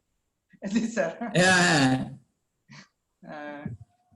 তো যাই হোক, আমরা মনে হয় তাহলে আজকে স্যার দিলে খুব ভালো হবে, এটাই আমার টার্গেট। আমার টার্গেট এরকম যে আমি ইন্ট্রোডিউস করলাম, এখন সবাই এটা করুক, যেমন জুলফিকারের কাছ থেকে একটা পাওয়া তাই না, সবাই তাদের কনসেপ্টটা শেয়ার করলে আমরা এটাকে আগায় নিতে পারি। এবং আমার যে মেইন থিঙ্কিং সেটা হচ্ছে যে রিসার্চ করার জন্য আমরা বলি যে প্রচুর টাকার দরকার, করবো তে করবো, তা কিন্তু দরকার নেই।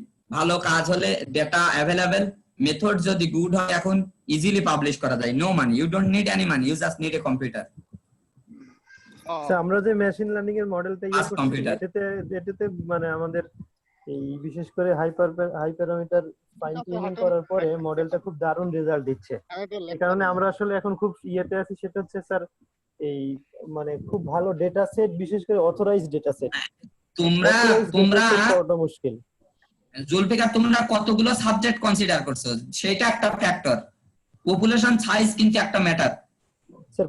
হ্যাঁ, একটা মানে আমরা কার্ডিওভাস্কুলার ডিজিজের জন্য 2টা ডেটা সেট ওয়ার্ল্ডে ব্যবহার হয়, একটাতে আছে 70,000 আর একটাতে আছে হচ্ছে 70,000, একটাতে আছে 303।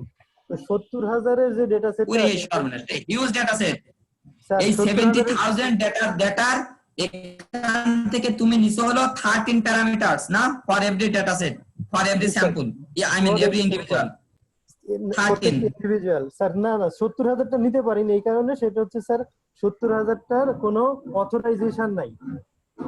তোমরা কতগুলো পেয়ে নিছো তোমাদের আমরা নিছি স্যার 303টা স্যাম্পল, আর প্রত্যেকটা 13টা করে অ্যাট্রিবিউট, আর টার্গেট সহ মোট 14টা। 13টা হচ্ছে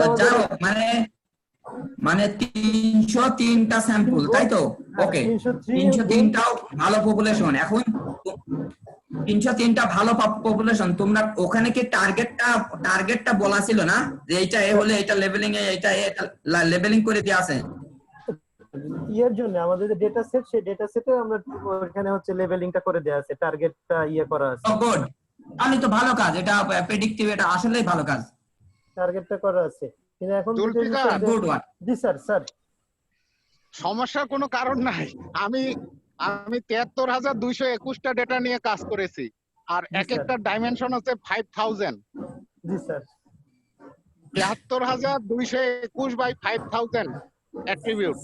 স্যার আমাদের আসলে ওই ধরনের সেই তুলনায় তোমার এটা কোনো প্রবলেম না, এটা সবই সলভ করা সম্ভব।